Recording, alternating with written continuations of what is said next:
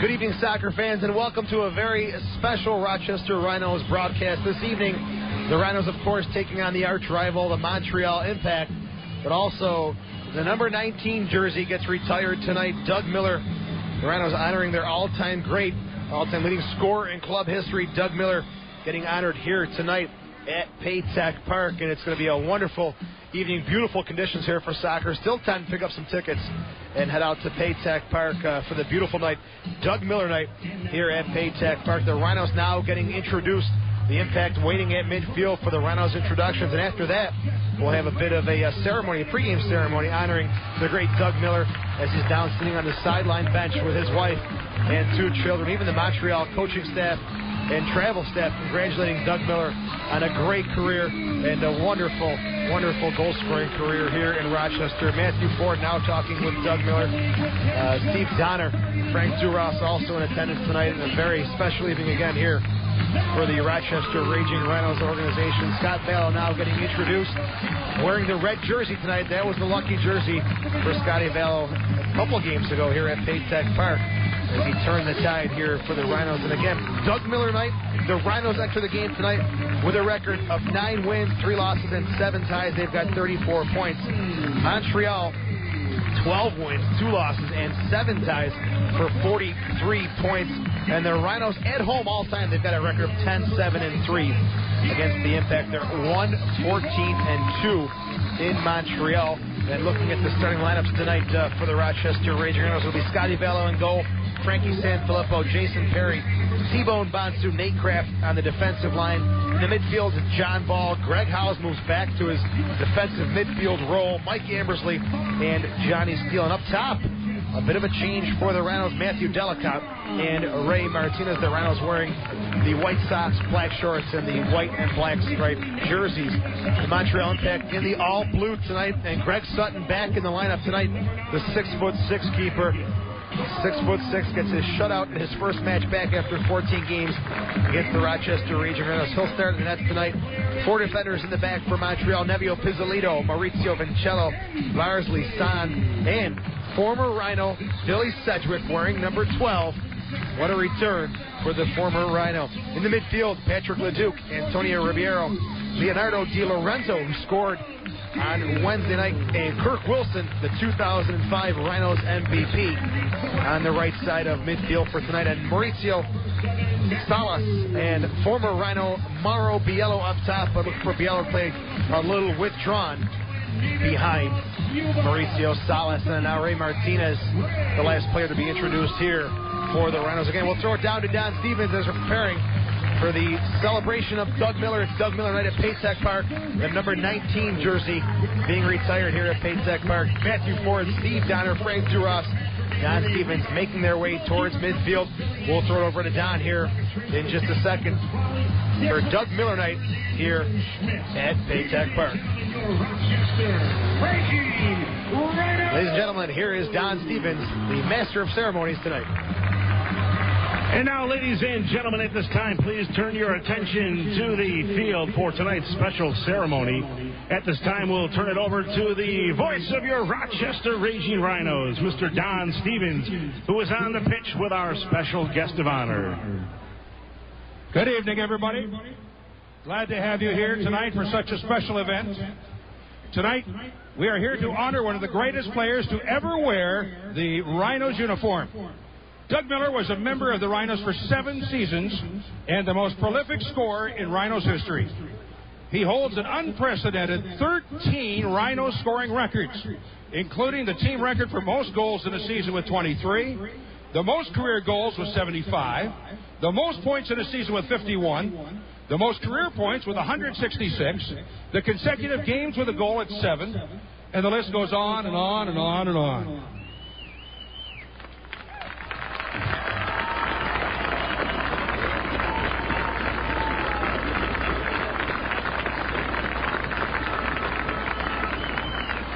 Doug was a 3-time first-team All-Star, was twice voted the Rhinos' most valuable player. When the Rhinos needed a goal, Doug was there to bring the crowd to its feet. His goal celebrations weren't too bad either, because he had a lot of practice at it, didn't you, Doug? He was outstanding, that's for sure.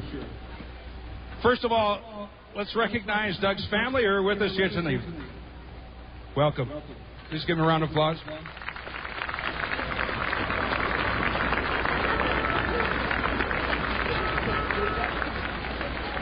Ladies and gentlemen, please take a look at the video board to see some of Doug's most memorable moments as a Rhino.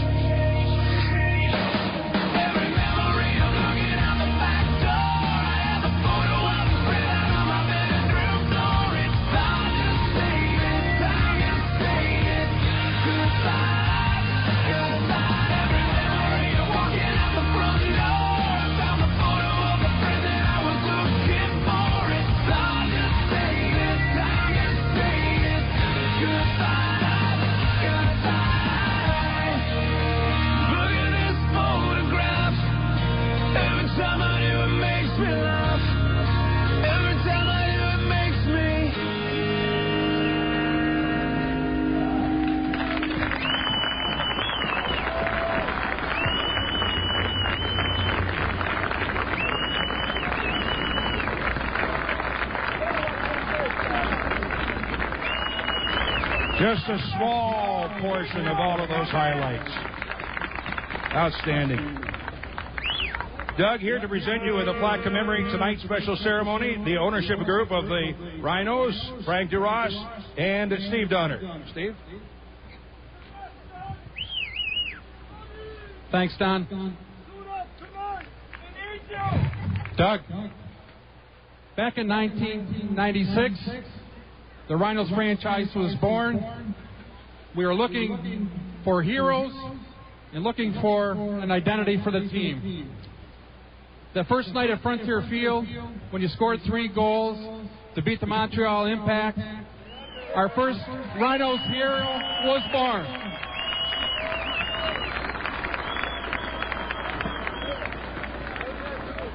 Over your career, you've given us many highlights, many big goals, and the players that played with you have provided that identity for our franchise. Tonight together, we again say a final thank you for everything you've done for the organization and in the community. And together we celebrate the first number retired in Rochester Rhinos history, number 19, Doug Miller. Thank you, Doug.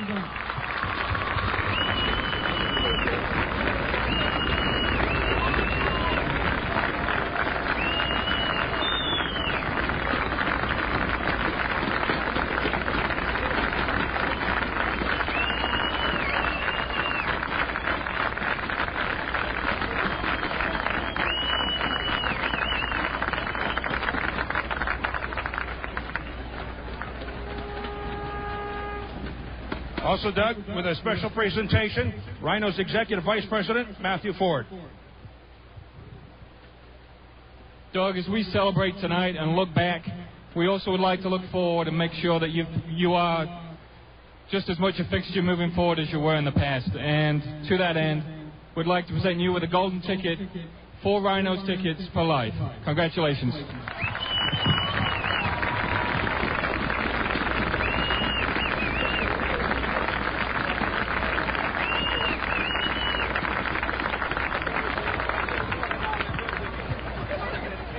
Ladies and gentlemen, if you turn your attention, if you can see along the wall, just below the suite level, between 105 and 106, see the black cover there. If you can't see that, unfortunately, look at the video overhead. Ladies and gentlemen, it is with great pride that we now officially declare jersey number 19 retired.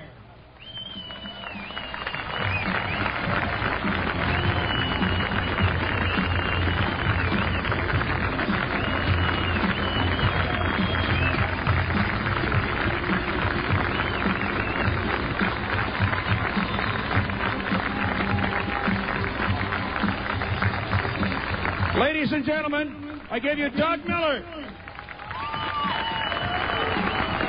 Thank you very much.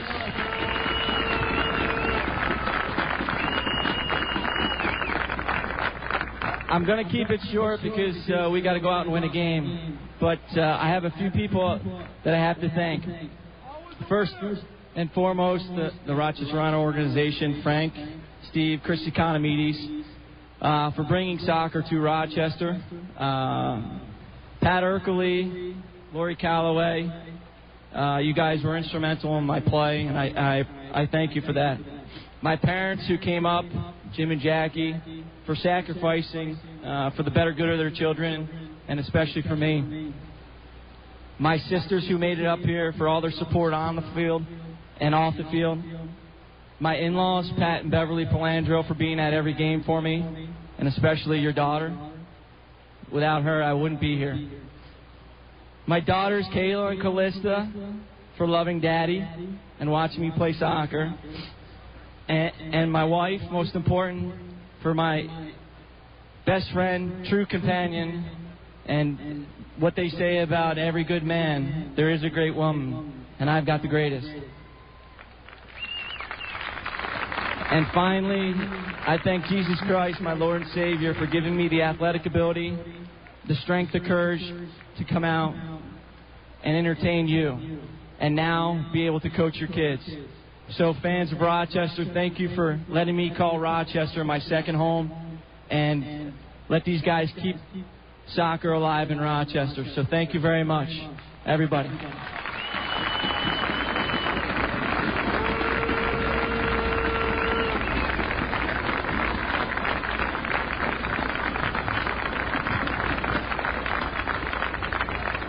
Fans, in the brief history of our organization, there have been only 2 jersey numbers retired. Doug Miller's number 19 and jersey number 14 worn by Mickey Trotman. He was a member of the Rhinos during the 2001 season, was tragically killed in an auto accident that same year in Trinidad. Tonight, we officially unveil Mickey's retired number 14 jersey. It's between section 108 and 109. Jersey number 14.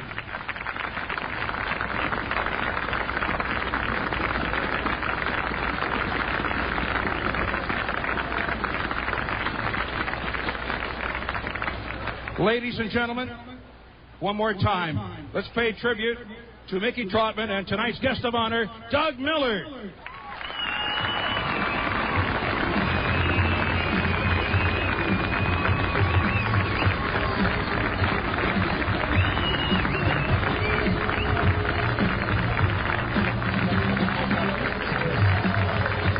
Thanks so much for being with us tonight for this great occasion. The start of tonight's game just minutes away.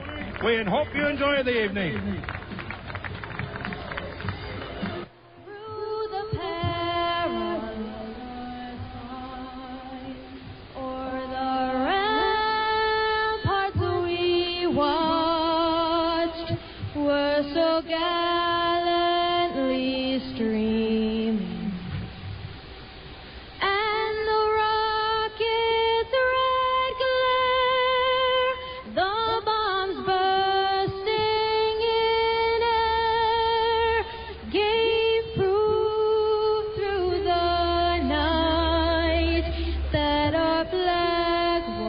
Still there, oh say does that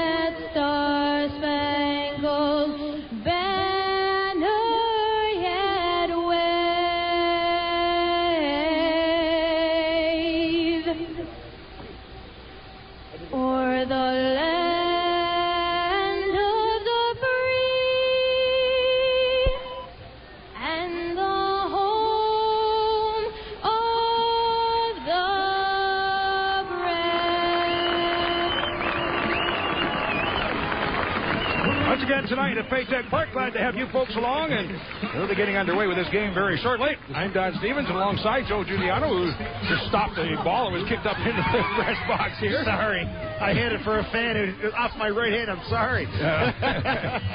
You robbed this lady over here. Tried. Mrs. Wheeler got robbed of a soccer ball. Wow, you believe that, Joe? Just gave the soccer ball to somebody else. If it was to my feet, no problem. But to my hands, I've got trouble. Yeah. All right, ball that was kicked by the players up into the stands. Joe stepped in to protect himself or whatever. To protect the TV and you. Yeah, there you go. All right, so you've already done the starting lineups, which are brought to you by North Angles each game, Rochester's full-service realtor, and the Rhinos in the visiting Montreal Impact are getting set for the fourth and final tilt of the season. Now, Montreal has won the season series, as they have 2 wins and a tie against the Rhinos. But Rochester trying to get on the winning side of the ledger because they haven't beaten this team in a long time. Montreal and Rochester, when they play each other, there's no secrets, there's no tricks. It's a matter of execution. Who makes the least mistakes wins the game. If no one makes a mistake, they draw, but it's always mistakes. One mistake here, one mistake there is always the difference between Rochester and Montreal. Nothing else. All right, so the Rhinos tonight, it looks like they'll be switching into the fields, and the Rhinos will be shooting at the end to our right here in the first half of play. That means it'll move Scott Vallow into the net down to our left. A little bit of sun still shining down into our right, which will be into the face of Greg Sutton, the starting keeper for the Montreal Impact. But, of course, if the sun was gone down, he'd still get sun in his eyes because he's 93 feet tall. And when he puts those arms in the air, he's about 93 foot 74. Yeah, just that little pregame ceremony delay helps Sutton with the sun. It's not in his face as it would normally be. Rhinos again shooting at the net to our right, wearing the black and white stripes and the black shorts and white socks, and then the visiting Impact in the predominantly blue uniforms as we're about to get underway. Yellow and Sellis take the kickoff, and it goes to the Impact as we're underway tonight at Paytech Park. Drop back into the Rochester into the field. Pisolito will jam it through. Vincello leaves it, and it rolls off on the near side. It's taken by Lisan. Dropping it back once again, Vincello. The league leading Montreal Impact. Then hammered through midfield for Sellis. Tied up with Bonsu and goes down. Foul is called. So we'll have a restart for Montreal just across midfield. The referee tonight, Jeff Gunterak, and the assistants, Dino Sorbera and David Potter, and the fourth official, Thomas Mingle. Bonsu does a lot of man marking. We'll see if it's going to be Salas or Biello that he's got a key on this evening. Fast forward, and spinning around, Biero had been out suspended the last couple of games, dropped it off on the near wing. It's chipped ahead, but getting underneath it, ball for the Rhinos. A hit from Martinez, pass to Embersley, and he spins to get away from Leduc. In the middle, but stepping in, knocked loose and controlled by the Impact. Salas steps up on the left wing side. Stops, it spins, switching back and across, feeds it along the 30 on the far side. Wilson will drop it back once again. Leduc plays it to the outside. On the right wing, Pisolito moving up, long chip down inside the box and up in his air. And his sixth coming down with the ball is Vallow. Throws it off with the near side for Martinez. Bounced away off his foot. Blocked off the near side as he gets tied up, and he gives Di Lorenzo a bit of a tug, and Di Lorenzo showing the referee his jersey. You know, it sounded like that Montreal came out with a lot of high pressure on Wednesday, and I'm a little surprised to see them come out again with so many blue jerseys in the Rhino half of the field. Looks like the coach DeSantis is going to go with that same style. It's Ribeiro. Will serve it down inside. Blocked away. Right, Perry. Another shot at it, but knocked down again at the 18. Embersley feeds it forward. The Rhinos bring it upfield. Embersley turning as he's bumped by Ribeiro. He'll turn it to the outside of the near wing. Hit for Martinez at the midfield line. It feeds it forward, overlapping is Sanfilippo. Carrying it down to the 30, to the 25, trying to turn back in the middle. Sanfilippo still with the ball. Looked to slot it through, but blocked aside by Lisan. It turns back for the ball, and his feet ahead for Di Lorenzo. As he backheels, but that's taken away. Then a foul is called on ball. Di Lorenzo scored a goal and had an assist last game. He is being taken note of here tonight. He's getting bumped around pretty good. You know, anytime there's contact, if anyone gets near Di Lorenzo, he's taking the dive. That time, John Ball waving his finger, saying, no, Coach Callaway up off the bench. I think that's a very hard call for the Rhinos to take. Pisolito carries it away now from his 20. Long, low drive through midfield, and Edwards slotted through, rolling all the way down to the Rhino 18. Now will stop the ball. Picks it up, just getting going. Third minute here at Paytech. No score in the game. Already the Rhinos with 3 fouls. Neither team has had a shot as of yet. Played away downfield, in underneath it. Steele knocks it through. Sliding in behind and getting back to knock it away. Vincello. What a move there by Johnny Steele as he headed it through and chased the ball. Almost made it through. What happened was it's a long ball served from the Rhinos deep at their 18. Scotty Vallow And then Billy Sedgwick gets caught flat-footed there, and Johnny Steele with his speed. I didn't think it's going to be a matchup at all. Sedgwick tracking way behind there on the play. Luckily, the defender for the impact comes to knock it away, but Sedgwick could be picked on a little bit tonight. It's a corner kick, going slow and low to the outside, back of the far wing again. Ball bumped away from the ball by Sedgwick. No call made. It's brought on, and a tackle on the ball ball knocks it out of bounds on the far side. No, that was Martinez. Martinez was hit from behind. That should have been a call. No worse than the one on DiLorenzo. Long hit out to midfield. Is knocked away into the stands, out of play. Again, just getting underway. Now 4th minute here at Paytech Park for the Rhinos. Game 20 of the season. For the Impact, game 22. As the ball is played back and taken away by Lisan. Has it. Ball now watching him, and it's spun back down to the 20 for Vincello. With the left foot. Sends a high floater through midfield. The yellow underneath it, but Perry moving up, heads it high in the air, coming down to the midfield line, and volleyed forward by Howes. Heading underneath it in turn, Pisolito pops it up in the air, but ball on the near wing, knees it forward, and that's a head ball popping up in the air, flick forward, trying to get to it, Steele, but blocked away, taken again by Delicott. He'll chip it ahead, down to the left wing side, bouncing inside the 18 and grabbed there by the keeper, Greg Sutton.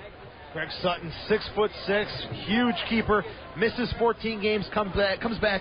Gets a shutout right away. That's headed across midfield. Ambersley will tip it forward, but nobody in behind. It's kind of funny because the defensive row for Montreal calling for the offside, but there was nobody behind him. Just habit there.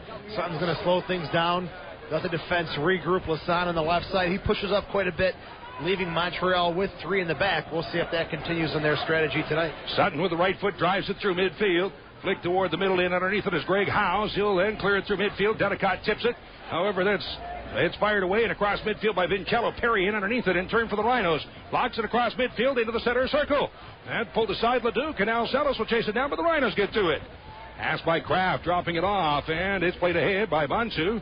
Turning back for it, Howes. Has the whistle to stop play and a restart for the Rhinos. And the midfield for Ambersley in the center circle. He'll slot it through to Martinez, chasing it down, spinning to get away from Vincello. And then it's tackled away by Leduc, and the ball taken back by Montreal. With it on the near wing, it's DiLorenzo. Ends up deep up the left wing side. Biello in underneath it. Wearing the captain's armband again here tonight. Former Rhino, Mauro Biello, dropping it back near midfield for Lisan. His pass forward, knocked down by Ball, and the Rhinos recover. Ambersley drops it back for Perry along his 25. He'll send it about through midfield. Delicott checking back on the ball, pops it up in the air, and he and Lisan in a collision. It's headed away and out of bounds. That is a tough collision there, Lasan and Delicott, but no one shying away from it. Both of them going hard now and throwing here for Frankie Sanfilippo. He's got a bit of a distance if he gets a little start on this. Sanfilippo through midfield, flick forward by Delicott. That settled off in the near wing. Vincello, but blocked away out of bounds by Steele, so a throw in for the Impact from their own 35 on the near side. Johnny Steele looks like a renewed player, a lot of energy, a lot of spark, a lot of pressure early on from Johnny Steele. Headed away by Sanfilippo through midfield, knotted forward, but Martinez there to knock it down, and Ball carries it away. On the attack through the 35, slips it off to Steele, return pass and a give and go. Not enough on it, but getting to it is Martinez, spinning around, taken down, but able to feed it up the right side. After it, Ambersley, drawing it down to the 15, turns back, switches, now on the 18 in front. Delicott with a head ball back to the middle, but no help there. That's played away at top. Perry steps in, nods it off in the near wing. Sanfilippo after it. Now we'll head it forward to Ambersley. Off the chest, settles the ball to feet. Carries it away along the 35. Works the middle of the field, then drops it back on the far side. Kraft up the left wing this time. Steele brings it forward. Has it 40 yards out. Steele looking back in the middle. Switches it off to the near side of the field. Again, that's the right wing for the Rhinos. Sanfilippo ahead for Howes. Right back, Sanfilippo. One touch ahead for Ball up the right wing. Down to the 20. Blocked away. Tackled out of bounds by Vincello. Johnny Ball has been such a great worker for the Rhinos. Non-stop hustle down the flanks, and that's a good combination there by the Rhinos as Johnny Ball gets involved with the throw in here for the Rhinos. Now with Kenny Burt's out, he's got a slight hamstring strain. Frankie Sanfilippo looks like he'll be the option on the throws. Sanfilippo, it's headed by Martinez to the corner. Sanfilippo, the high cross, but that one bends out over the end line, so it'll be a goal kick for the visiting Montreal Impact. Sponsors of these broadcasts tonight include World Gym, the official strength training facility of the Rochester Sports Group at 1717 East Avenue. By Power Trip, taste the power. By Marina Dodge at 943 Ridge Road in Webster. And also by the Democrat and Chronicle. Catch all of tonight's Rhinos game highlights in tomorrow's DNC. The Impact, they've got to be confident now. Greg Sutton goes down with an injury. Weber comes in. He's at the top of the charts in the USL First Division, so a good backup. Now long hit ball in again, trying to sneak in behind Steele. And back to take it away is Sedgwick, and he'll drive it out of bounds to the far side. So it'll be a throw in across the way for the Rhinos. from about 10 yards out. You get the feeling Johnny Steele's assignment is to go right at Billy Sedgwick, force him in to getting flat-footed, or also Sedgwick, known for his physical play, maybe a foul leading to a PK in the box. I think that's part of the options tonight for the Rhinos. There's the long throw in inside. That's flicked high in the air, coming down to the 15. That's knocked down in front of center, but nobody can get to it, and it's played out of the near side, out to midfield. Sanfilippo in underneath it, goes to the right wing, and it's by Steele and out of bounds. Throw in on the near side for the Impact from their own 25. Place on with the throw in. Pass to the middle for Leduc. He'll switch it off on the right side, and Sedgwick after it. Locks it forward up the right wing. Takes his time as he's watched there by Martinez. Sedgwick will drop it back to the keeper. Sutton had his 6 will first time it away off the outside of his right foot and puts it into the stands. We've seen him do that over the years. That's the book. We've talked about it for 10 years now, Brett Sutton. Very, very shaky with the ball at his feet. Although he has improved. If you want to call it that. Yeah, well, only 10 times a game instead of 20. Right away in the midfield circle. Actually, I don't think he kicked it out of bounds at all last game. But that's played by Salas through into Rhino territory off of the near side. 30 yards out of the left wing end. Trying to slot it through is Di Lorenzo for Biello, but take it away. As hauled down his ball. And a restart for the Rhinos. Off of the near side. Biello trying to get into some physical battles with Perry and Ball. That's what the Rhinos want. They'll win those most of the time. How's up the right side for Delicott. Bounced away off his hand. And Ball. So a free kick for the Impact, 25 yards out of their own end. We're in the 10th minute here at Paycheck, and there is no score. That last foul from Biello on John Ball. I think a little frustration. Biello's getting the ball coming into him, popping up in the air, so not getting the possession he wants. I think a little frustration there coming out against John Ball. Vincello with the left foot. Line drive kick through midfield. Perry back gets a foot on it, but puts it up into the stands out of play. So it'll be a throw in now for Montreal from the Rochester 35 on the near side. Perry's the big man tonight. Kenny Burt's again out with the hamstring, and Jason Perry steps in. He's the big central defender in place of Kenny Burt's. Throw into Salas. He has his work full there. Salas with 7 goals on the season, leading the Impact in 15 points. It's whipped through, and chasing it down as Howes turns and gets away. Howes in the middle for Ball. As he gets tied up with Ribeiro, taken down. Another foul is called on the Impact. Ken Ribeiro is out the last couple of games and with suspension, but back in the lineup here tonight.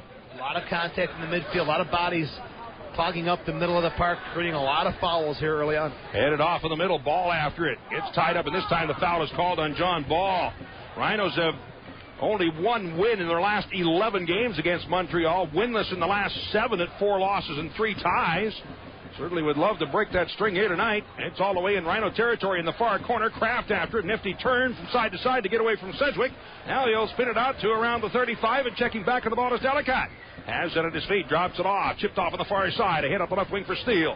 He'll then bang it through midfield, but blocked at the midfield line, then take it right back by Martinez.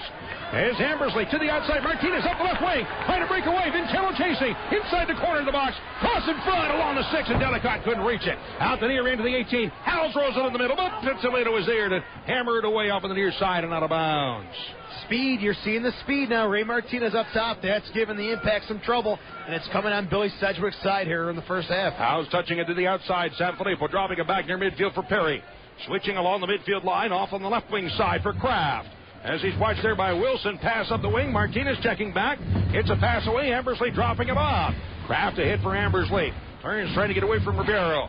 On the left wing, sends it upfield, but headed away by Vincello, and down the loose ball is carried away by the Impact. Slotted through on the right wing side. Biello pushing it ahead, being chased by Bansu. Turning back at the 18, switching it to his left is Biello. His long cross through the 20 on the near side. After it, Di Lorenzo, watched now by Sanfilippo. Off the left wing side, drawing it toward the middle again, turning it back on the far side. Ahead to the 18, far corner of the box. Wilson to the end line. Bansu chasing at the end line. A centering cross by Wilson, knocked down and then played away, and out by Kraft on the far side. That's good, steady defending there by T-Bone. As Wilson, he loves that cutback move. He wants the defender to bite and go hard for the move, but he stands his ground. Good defending. Sedgwick off the right side, cross in front, hit it away up in the air, out the near wing by Bansu. In underneath it, Steele with the left foot, spins and volleys it away downfield. Vincello picking it up, his own side of midfield, turns it off on the near side with a left foot and a pass toward the middle for Leduc, rather. Crossing to the right wing side for the former Rhino, Billy Sedgwick, in his 4th game now since being signed by the Impact. Up the right wing, rolling to the end line. Sellis moving in, blocks it along the end line, chased there by Bansu. In the corner once again, Sellis still with the ball. Drops it out top, but that right to Martinez. The Rhinos take it away and begin to move upfield. Rochester on the attack. Pass ahead, Delicott after it. On the heels of Pesolito, and Pesolito able to turn it away. Tackles it out of bounds. Quick throw in for the Rhinos to the end line for Martinez. Headed away out over the end line, and it'll be a corner kick for the Rhinos. Things starting to open up a little bit here. A lot of outside players. Sedgwick, Lassonde from Montreal pushing up into the attack, and then Ray Martinez. Now that Delicott's got a guy with speed to complement him up top, that could be a dangerous opportunity for the Rhinos to attack. Let Delicott bang in there, and the speed of Martinez comes in off of that. Corner kick off the left wing side. No score, 14th minute. Right-footed delivery for the back post. Up they go, and it comes out the near end of the box. Howes will get underneath it. Keeps it in play as he's chased there by DiLorenzo. Knocks it away and out of bounds. Quick throw in for the Rhinos. Howes dropping back to more of a midfield position. A couple games up top. Had a good goal against Atlanta, but now Coach Callaway decides to drop him back with all the lineup changes. Perry plays it back in the center circle, brought forward by Kraft. Takes a look downfield, turns it to the outside with the left foot on the far wing, just inside the touchline. Taken by Martinez. Ray Martinez on the attack, drawing it to the corner, slips it to the outside again. Steele with the cross, goes for net. Punched away by Sutton up over top of the net. Boy, that was an opportunity. Almost caught him looking. Yeah, I think Sutton, as the keeper there, normally you're anticipating a ball that's crossed somewhere around the 6, but a driven ball in the box. Sutton has got to take a step backwards. Again, that long reach able to help Greg Sutton just tip it over the bar and harmlessly away. I think he was maybe a little surprised there from the Johnny Steele cross. Another corner for the Rhinos, this time off the right wing side. Steele, the left-footed kicker, to take the kick. Serves it up again for the back post through everybody. Moving in underneath Martinez. Oh, what a one-time hammers it in. It punched away. What a great shot. Wow. Kicked it out of mid-air. It was a rocket. Not in turn, blocked away. I'm not sure if it got through to Sutton or not. Something stopped it. I think Sutton made the save, but what a strike right out of the air. Carried away upfield, off of the far wing, and underneath it, where it's taken away, Martinez dropping it back. Kraft plays it back to the keeper. Well, that had to be the shot of the night. The corner kick, the shot of the month. The corner kick is sent deep to the top of the 18. Martinez left foot cracks it hard and low. I think Sutton does make the save. There's so much traffic in front, who can tell? One of the best one of those I've ever seen was the former Rhino now, Billy Sedgwick. I remember with the right foot down the road, yeah. With a cannon of a shot. Sutton did get a piece of it there. Tremendous crack from Ray. All right, ball deflected off in the middle, carried away by Bonsu. Rhinos have it with the right foot, long upfield. Steele in underneath it, draws it forward, turns it to switch to get away from Lisan, trying to roll it in the middle, but it's knocked down. And Vincello, as he's sent flying by Delicott. Play goes on, pass over the far wing, inside. Howes with the shot, hits it, just wide right out over the end line. He took a great crack at the ball, but puts it wide. Very good pressure from the Rhinos nonstop here. Johnny Steele down the flank does a good job to cut inside. The ball ends up to Greg Howes. The ball, Steele, I thought he had some time as he got around Lassonde, but Delicott continues to fight with Vincello. Chips it over to Howes off the chest nicely with the right foot blast. And Sutton, I think, was flat-footed. If that's on the frame, could be looking at a nice Rhinos goal. No score, 17th minute. Now the Rhinos getting some chances of taking 3 shots thus far. The impact without a shot. Go back to that Martinez crack. Would have been a wonderful goal for Ray to start up top with Matthew Delicott. Sutton with the right foot drives it out through midfield. Sellis with a flick forward, but moving in underneath it. Sanfilippo heads it out to the midfield line. Steele one touch back. Ball couldn't reach it, but Howes underneath it for the Rhino, draws it forward, and ball turns it to the outside for Steele. Return pass, Delicott, give and go. Trying to slot it through, but too far ahead, and now not out of bounds on the near side.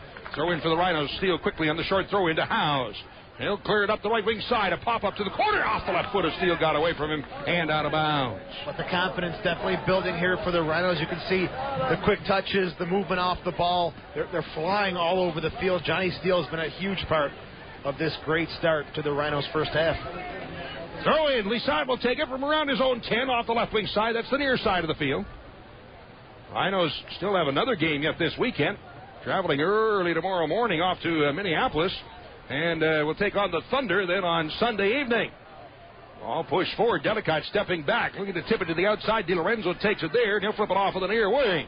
And with the Sellis runs into Howes, who is able to keep it in. He moved right there, but no help on the other side as the ball taken away by DiLorenzo. Gets back up. Now he's triple teamed. And finally to hammer the ball into the stands is ball. So it'll be a restart or a throw in rather on the near side for the impact. Nick DeSantis upset with the officials. Said John Ball came in, played the man. He got the ball. Then he, of course, a little thumb tap to DiLorenzo.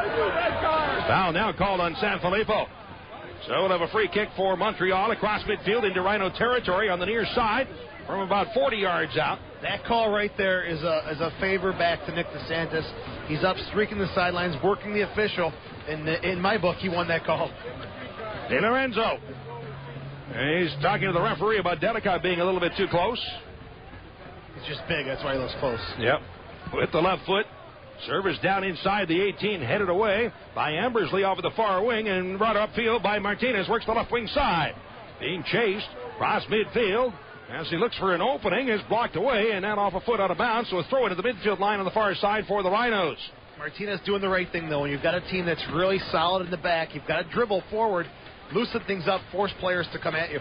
Ambersley touching it along the far wing again for Martinez, dropping it back. Ambersley, first touch ahead, blocked away by Sedgwick, who takes the ball. The Impact have it. Pass forward to midfield, long service downfield. Biello trying to get in behind as he bumps there with Perry, and Perry talks the ball away. Able to slip a pass over the far wing. Checking back, Kraft with it. Will roll it down inside the box to Vallo. Perry's doing a nice job muscling up on Biello. Some body on Biello. He doesn't like to be contacted, and at that time, Perry winning it again. Sanfilippo long on the right wing, and Howes unfortunately won't get to it as that one spins out of bounds. That's a nice touch from Frankie Sanfilippo. Howes veering out to the right from his central midfield position with the outside of their right foot. Howes trying to go forward from Frankie Sanfilippo. Throw it ahead. Sella spins, but the ball was out of bounds. So it'll be a throw it on the near side for the Rhinos. Sanfilippo looking. Now goes toward the middle. Delicott tried to flick, but that one blocked away. Comes out top. Howes able to pop it up in the air. Spins away. Sanfilippo through the middle. However, that blocked by Wilson to Sedgwick. And the former Rhinos combined to make a pass. Ball brought forward to near midfield. To the outside, Ribeiro dropping it off. Sedgwick back. Wilson with a light foot. Long downfield, and back for it goes Bonsu in underneath the first bounce. Tips it off in the far wing for Kraft. He'll draw it up the left wing side, approaching midfield. Now he'll then fire it out and downfield, and after it, Delicott trying to get in behind Vincello, but he'll bike it back out near midfield on the near side. Rhinos are getting awful close to getting behind. In Montreal, Pizzolito wants to play the offside strap, and Vincello keeps running back, so they could find a break here if the Montreal defense doesn't organize defensively. Right now, as watching Pizzolito, he's yelling at the linesman on the near side and not paying much attention to the play. I don't think there was any, wasn't even close to an offside anywhere, was it? Vincello's keeping up with Delicott, and everyone else is pushing up for Montreal. Drawn for Bonsu, got his right foot in underneath it, but Wilson continues on up the right side, overlapping deep to the corner. Sedgwick drops it back for Wilson. Low line drive kick inside the sixth, then blocked away on the far side. Moving in, Sedgwick again, approaching the end line, goes down, and the ball underneath him. They battle for it, tipped in front, and it's chipped out over the end line by Bonsu, and this will be a corner kick for the Impact. And Scott Dallow has a few words. Doesn't look like very kindly words from the referee. They're upset because Cedric takes the worst dive in the world. I mean, he gets into the 18. There's some pressure from Ambersley and Kraft, but that is a pathetic dive by Billy Cedric. That should be a yellow card for faking in the box. So you're saying he needs to work on his dive? Terrible dive. Terrible. Low in the box on the cross in front, but blocked away. Out over the end line. It'll be a goal kick for the Rhinos. Other sponsors of these broadcasts tonight include Nextel, helping groups get things done. Call 800-NEXTEL-9. By Best Volvo, Rochester's exclusive Volvo dealer at 1500 University Avenue. And by Messenger Post, stay posted. Call 442-POST for subscription information. Scotty Vallo with the good luck red jersey. It's a sharp look. He had some success a couple games ago. Goes back to the red. Long kick downfield. That's blocked away. Ribeiro will spin it across midfield, so the Rhinos will turn back for it. Bonsu will put it up into the stands, about 15 rows up. So throw in for the Montreal Impact. On the far wing, spun back near midfield by Sedgwick. Takes a look, drops it his own side of midfield. Pizzolito able to jam it through, but that off the foot of Delicott, tipped away and out of play. It'll be a throw in for the Impact now from the Rhinos 45 on the far side. Delicott doing a lot of checking back, trying to receive the ball, draw defenders with him, and open things up. Tip toward the middle. Perry is there. Heads it back to the midfield line. Knotted aside by Vincello off on the near wing. Underneath it, Martinez chasing it down and can't quite keep it in. Throw it on the near side for the Impact. Referee on Martinez because he picked the ball up and threw it up in the air a couple of feet. As the ball left-footed down inside, the Rhino 18 out to grab it on the hop. The first hop is the keeper, Scott Vallo.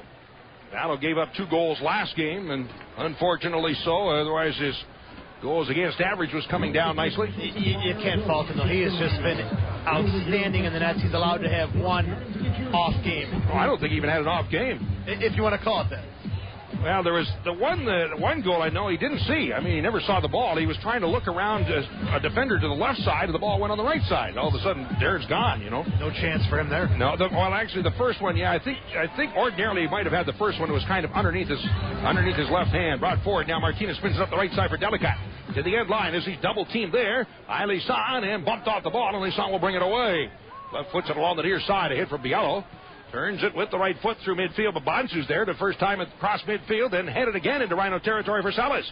Settles it off the chest, down the feet on the near side, comes away, being challenged from behind by Howes. Drops it off in the middle, but there's Ambersley back to steal it away. The Rhinos have it. Ball to the outside for Ambersley. Right foots it across midfield, off the chest of Delicat, heads it forward, up the right wing, sneaking in behind, Martinez to the 18, looking for the cross, but it's off of Pesolito, and way up in the air and out of bounds on the near side. Coach Callaway saw something in the game Wednesday. Now he comes back with a lot more speed. Soccer Sam mentioned there was not a lot of speed, but this time Martinez gets in behind the defense. Johnny Steele with his speed also has had some chances. Throw in short to Ambersley, right back to Martinez, looking for the cross, down along the 18, but headed away and out. Sanfilippo able to nod it forward. Taken by Ball, looking to slot it through. Gets a return pass in the middle with the left foot. He'll drive it, but that's blocked away on top again. Pulled away at the 20 and pushed off of the near side. In underneath it, Di Lorenzo. Puts it right into the feet of Sanfilippo, and it's out of bounds. Throw in for Montreal on the near side. 25th minute here at Paytech Park. No score. Up with it. Di Lorenzo with the left foot. Sends it through midfield. Harry pops it up in the air, but Biello's in behind. Recovers the ball and lays it to the outside of the near wing for Di Lorenzo. As he's watched, 1v1 with Sanfilippo. Up the left wing side. Now a foot race to the end line. Sanfilippo, a little stutter step. Tackled away by Sanfilippo and out of bounds. He's calling a foul. Is that a foul? No way.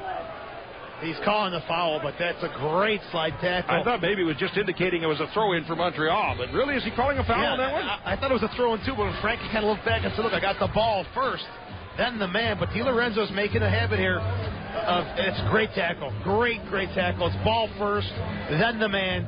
That's a tough call for Frankie Sanfilippo. It is a foul. Boy. The master of the free kick, so we'll see what Ribeiro does here. Ribeiro with the right foot goes out short, near corner of the box. Di Lorenzo serves down inside, and Howes to head it away and out, all the way out to around the 35. Right back into the center circle for Vincello. As he'll drive it up the left wing side, Ribeiro let it get by. Perry in underneath it, and he'll fire it away out to midfield for Ambersley up the right side. Open right wing corner, chased down by Martinez. After him goes Vincello. Martinez crossing along the 6th, and out to scoop it up on the first hop is Sutton. Now he had Delicat breaking, but you can't get the ball that close to Sutton. He's going to get it. He's very aggressive off the line, but again, the Rhinos quick outbreaks. Montreal's having trouble with the speed of Martinez and Steele. Vincello is chasing, but he's just a few steps behind those forwards. Cross midfield, but headed away and out of bounds by Kraft, so a throw it to the far side of the field for the impact. And around their own 40. No score, 27th minute here at Paytech. Billy Sedgwick wearing the number 12 for the Blue Impact.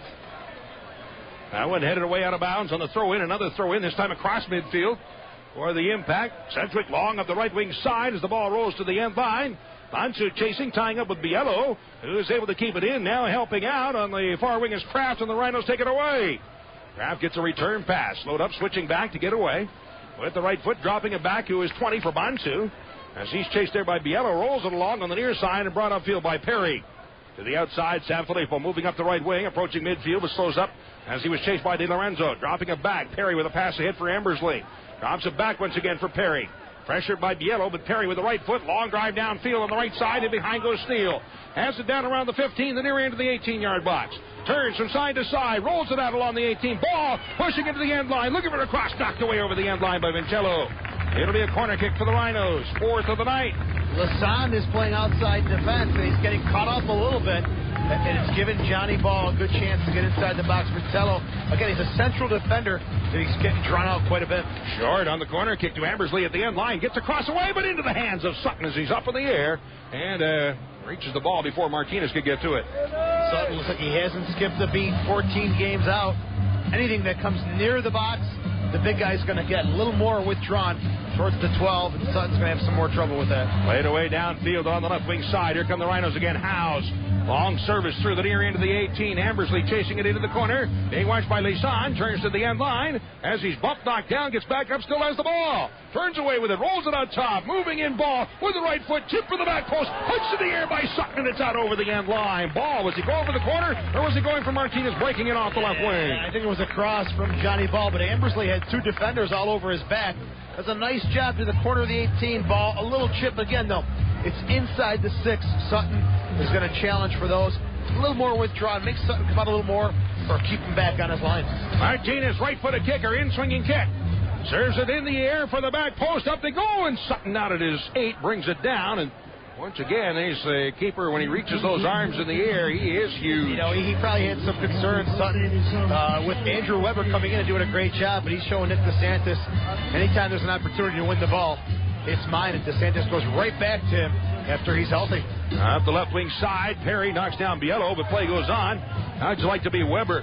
Sutton goes out hurt. Weber comes in, plays 14 games. He ends up on top of everything in almost every category in the league and leading the way. Most wins, best goals against average, on and on and on.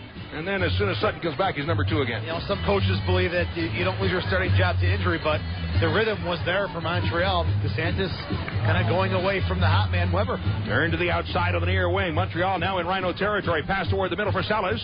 As he spins 20 yards out, looks with the left foot, rolls it in, but it bends wide right out over the end line. It'll be a goal kick for the Rhinos. That one missing wide. I think that's the first shot of the night for Montreal. Other sponsors tonight include Connolly Printing, the official printer for the Rhinos. Call 426-4150. By Time Warner. Get all-in-one digital cable, digital phone, and Roadrunner. One package. Save hundreds. Also by Dr. Donald Dudley and the Health Source Chiropractic Group. They're at Canal Park Medical Complex. Patients being accepted. Call 225-6430. Scotty Vallo has been the master in the nets. A lot of talk lately. Who knows? Sheffield Wednesday was interested in Scotty Vallo. His play has been truly one of the best, I think, whether it's USL or MLS goalkeepers.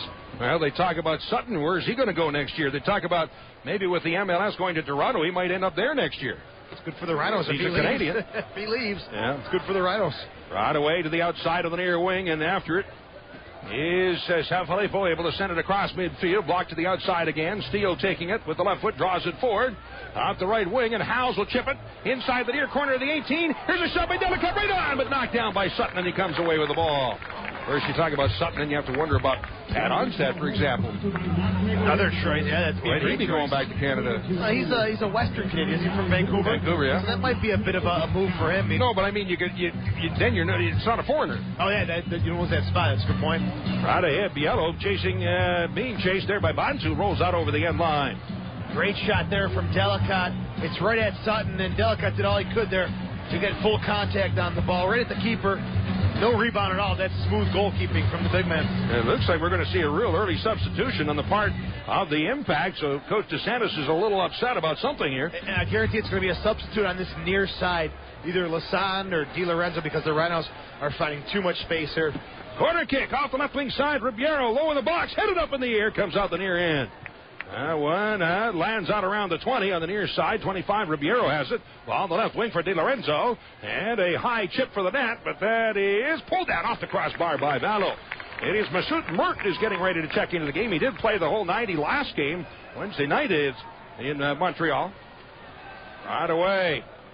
Rhinos have it. Howes spins it to the outside and up the left wing. Kraft across the midfield line. On forward down to the 35. Turns it to the outside on a give and go. Trying to get back to it at Kraft, but that's intercepted on the other side. And taken away, chipped out to midfield. Off of Celis. And blocked away and out of bounds off of Bansu. So it'll be a throw into the midfield line for the Impact on the far side. 32nd minute from Paytech Park and no score. Leduc is coming off. You know what? I think I've mentioned his name once tonight. Central midfielder. Looks like he's a little slow coming off. Maybe a little banged up, but again, I think the near side flank is where Montreal needs to make a tactical adjustment. If DeSantis doesn't do it, Rochester is having a lot of good luck and a good look at the goal. We'll see if Mert plays on the outside and Di Lorenzo goes central. First sub of the night, so Leduc is out. And Mert is in.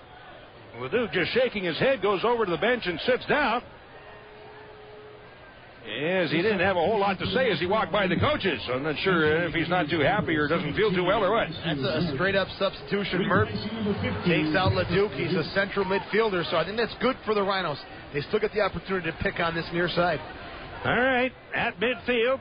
Brought forward by Lisan up the left wing, rolls it ahead. Riviera, but stepping in to knock it away is Perry, blocked by Ball, drives it further ahead and continues upfield. Ball down to the 40, goes to the outside of the right wing, and overlapping is Perry. Near into the box, rolls it along the 6. In front, Sutton diving on the ball, grabs it, holds on, and then he's grabbing onto his head. And I think he's indicated that maybe Delicott came in and either kicked him in the back of the head or stepped on his head. There may have been contact there, but no intention there from Delicott. Going in hard for the ball. That's a great ball. Sutton is 6'6". It's hard. It's low. You're making the big man get down. Delicott is just a step behind it. But again, the attack coming from this near flank. Montreal, Lisan, Vincello got to straighten this thing out as the Rhinos are getting a lot of looks here. That's Jason Perry, the central defender, who pushed up into the attack. And a good low ball, forcing Sutton to work very hard. Sutton's fine. Gets up. Holding onto the back of his head or his neck or something. Missed 14 games with a broken finger. What does that tell you? Laid away downfield. Nodded forward. All the way inside the Rhino 18. Turned to the outside by Kraft. Chased there by Biello. Kraft with the left foot. Drives to the head. That's flicked forward. As they tie up at midfield, the ball popped up in the air, coming down to the center circle. Again popped up in the air. And a foul is called on the impact. So a restart for the Rhinos just across midfield. The Rhinos also getting some chances now in that midfield. It's a bit of a gap between the defenders and the midfielders. I think that's why Mert was brought in, to kind of camp out in that area. They're getting the ball in that midfield, then popping it out wide to the flank. On the restart, Ball with the pass ahead, blocked in the middle. And taken back by Sellis of the impact as he's chased by Howells out the far wing, and they battle along the far wing and taken now by the Rhinos. Tripped up, but getting away with the ball is Steele. On the left wing, drawing it down to the 15. Watch there by Wilson, going to the corner. Now double teamed along with Sedgwick. Ball turned back and finally taken away by Sedgwick. On the far side, able to hammer it away to midfield for Biello.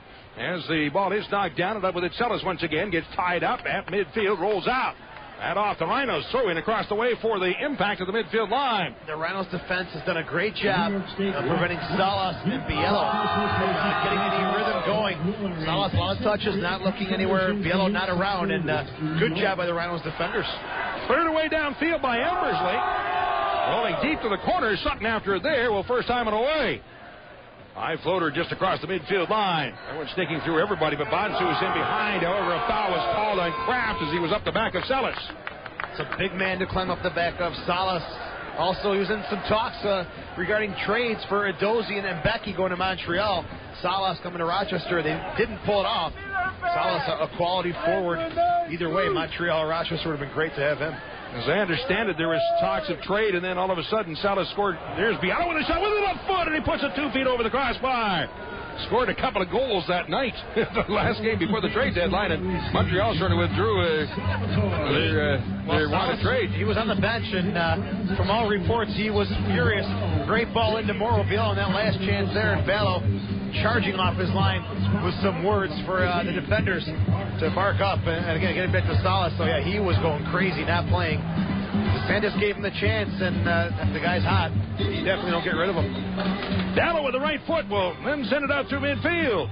Ribeiro heads it across midfield, but that right to Kraft, the Rhinos have it. He'll drop it back around his 35 to Bonsu with the right foot, and we'll play it through midfield. Martinez in behind, bumping with Lisan. Off the chest of Martinez as they battle going to the corner, spinning in behind, and finally off of, unfortunately, Martinez out. So a throw in for the impact from their own 10 on the near side. Ray Martinez, now another player they're trying to match up with Matthew Delicott. It's been a very difficult challenge finding that player who plays well with Delicott. Throw in, locked away off of Di Lorenzo. No, off the Rhinos again and out. Another throw in, this time from 20 yards out of the near side. Throw in along the near side. Salas will pop it up in the air. Comes down near midfield. Howe's getting into it, but knocks it aside for Steele. The Rhinos have it. Steele, as he's challenged there, spins to get away. Takes the ball back from Wilson. Off the left wing to Kraft. Turns.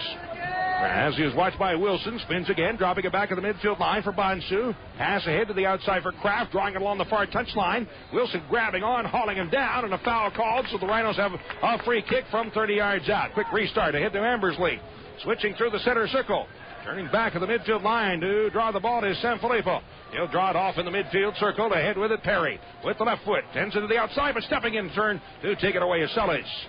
Watched by Howe. Sellis dropping it off on the near side. Lead Lorenzo. Cross midfield. Return pass to Sellis. Up the left wing. House on him. Sellis switching to the middle. Dropping it back for Di Lorenzo. As he recovers the ball from the 45. Beginning to move into the middle.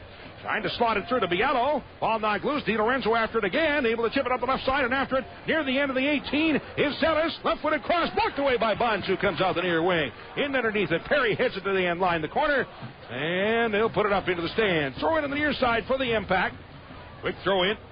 About 10 yards out of the near side. Di Lorenzo will drop it back on top for Mert. And the 35 drops it back to the center circle for Sedgwick. Leaves it there. Pisoleto to the outside on the right wing for Billy Sedgwick. Watch there.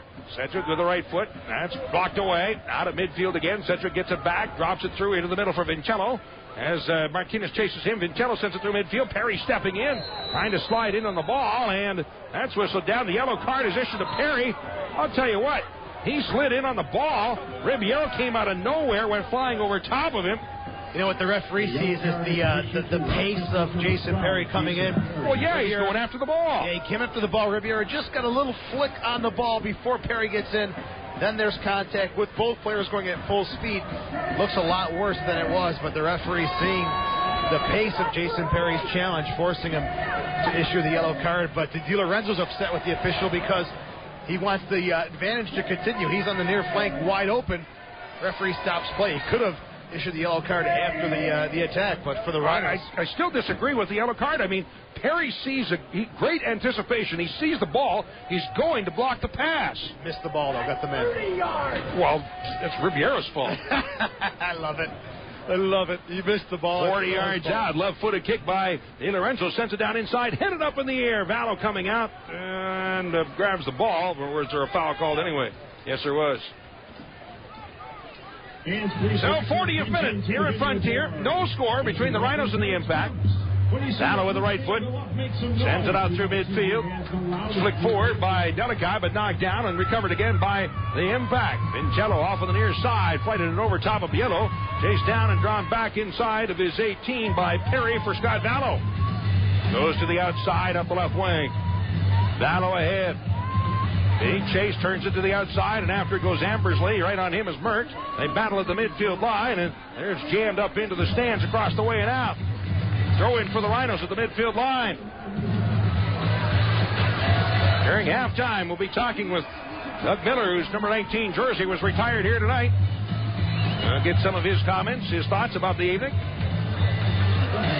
Kraft at midfield with the left foot. High floater coming down around the 25. Delicott looking for the flick. That's knocked out of the near wing, and in underneath it goes Ball. Big bounce on it. Comes up with it again as he's tied up by Di Lorenzo, and it's taken away. Here come the Impact. On the left wing across midfield. Feed forward to Ribeiro. Ribeiro up the left side. Turns back toward the middle. Bumped off the ball as Sanfilippo comes and knocks him away. Cross midfield on the near side and blocked up into the stands by Vincello. Rhinos on the throw-in. Ball is there. Goes short of the throw-in to Martinez.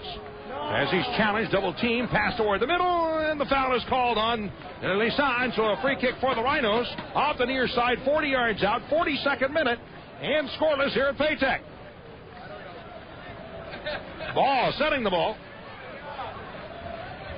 Looks it over for the restart. He's going to leave it there for Perry. No, he turns and takes it up the right side for Sanfilippo.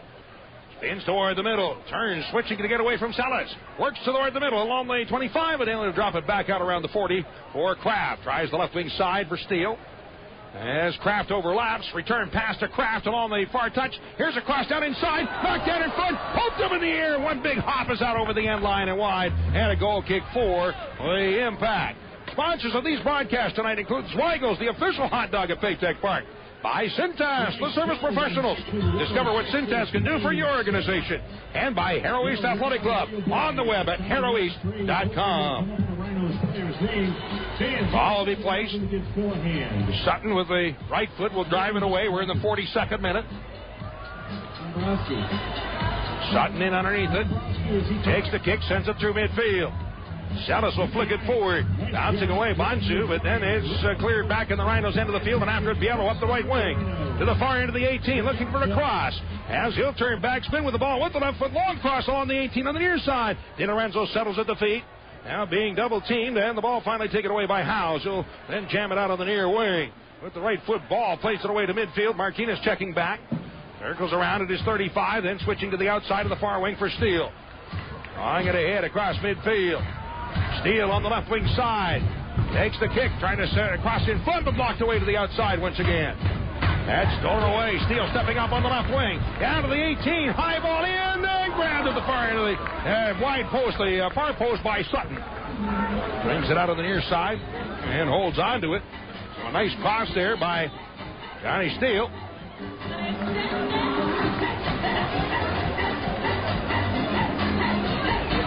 Across midfield. Salas in underneath it. Brings it across midfield. And on the attack, Perry getting to it. Spins it back into midfield. Hopped up in the air, comes down on the near wing.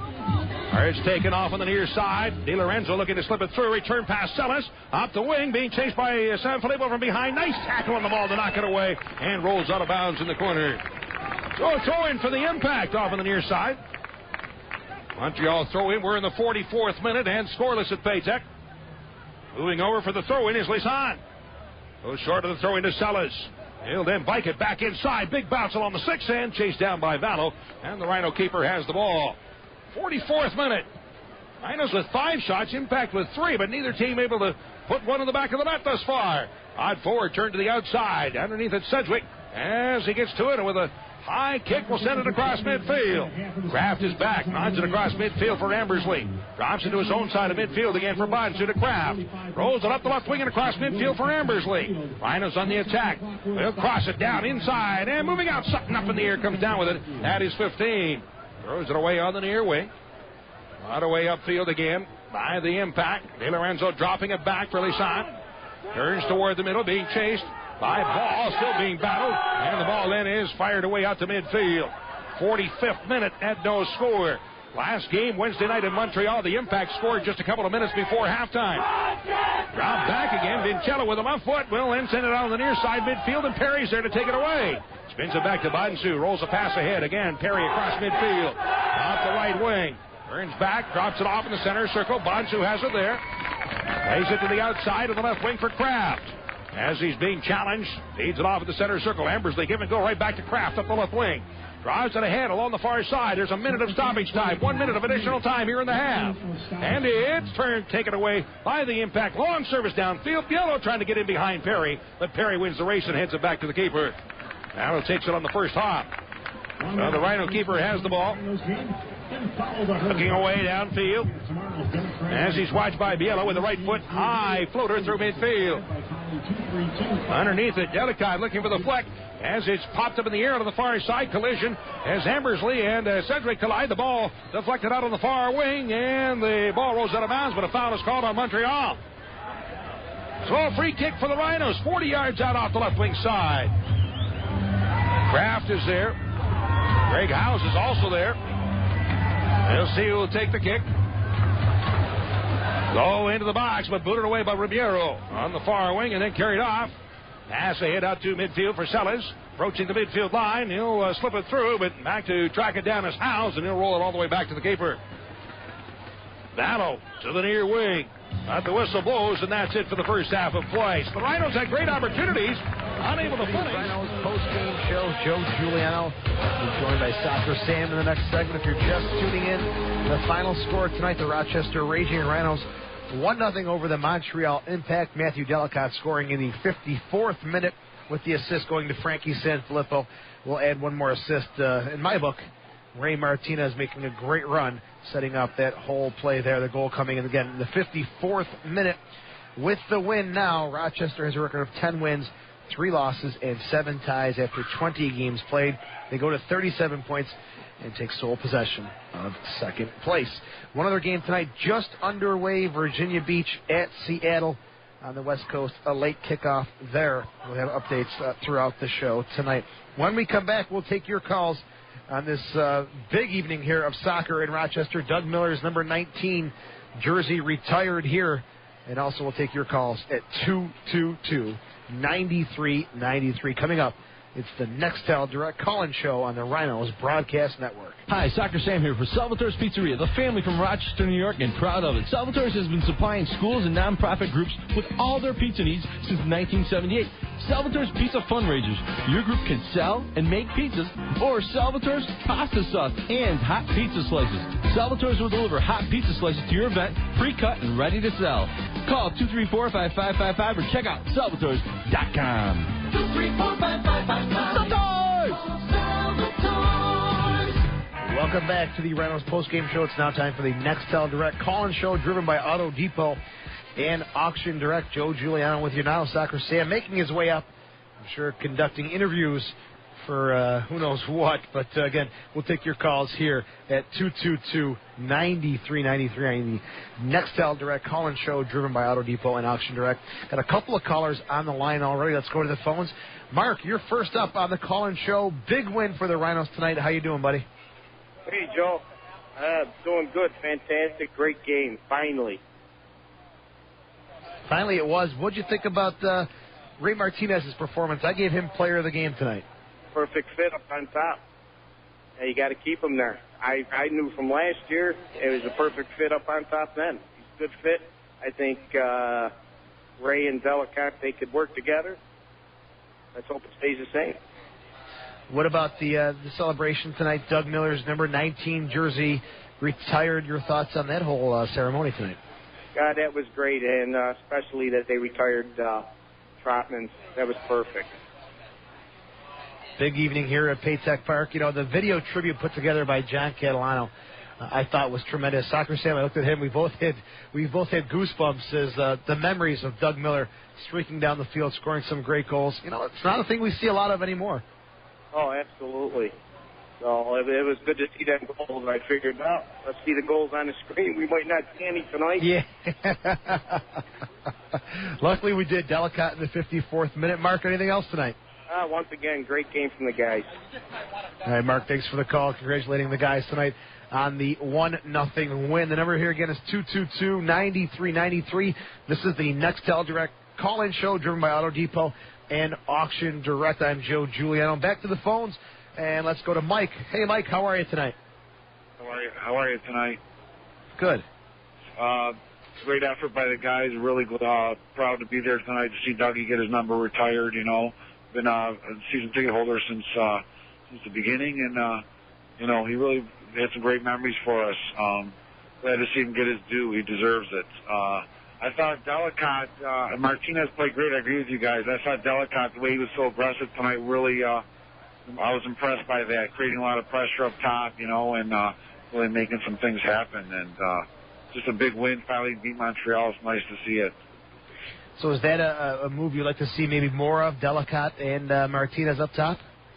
Yeah, I think like Martinez, I think, is great for the playmaking. He seemed to shy away a little bit on some 50-50 balls. It's not his strength, but I think he complements Delicant well, and especially the way Delicant was aggressive tonight. And the number 6 for Montreal, particularly dirty player. Who was that guy? That guy was. I wanted to see somebody take him down at the end. That guy is a dirty pig. I don't know who he is, but dirty pig. Maurizio Vincello is number 6. He's known for his physical side of play, no doubt about that. That's Vincello. How about the Ray Martinez volley though off the corner kick? That one-timer out of the air.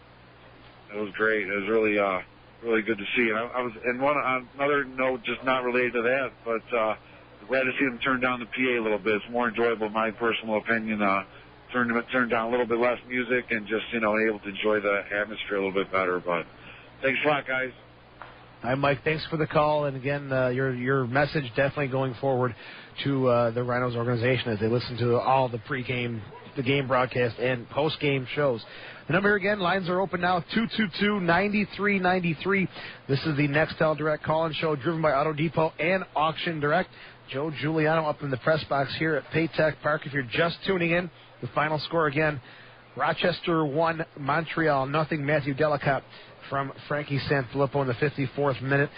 Crowd of 11,069 on hand tonight for Doug Miller night. Number 19 is retired here at Paytech Park. Again, the number is 222-9393. Let's go to the phones and speak with Iggy. Iggy, welcome to the postgame show. How are you? Hey, guys. How you doing? Good. Big win for the Rhinos tonight. Big 3 points. Yeah. My player of the game, and also I heard your player of the game, Ray Martinez. Man, he made the difference, didn't he? He sure did. I like the way he was taking players on, especially against a team like Montreal where they're so disciplined defensively. I think when you have a guy who can dribble and go at people, he loosens things up, and I think Martinez did a great job of that.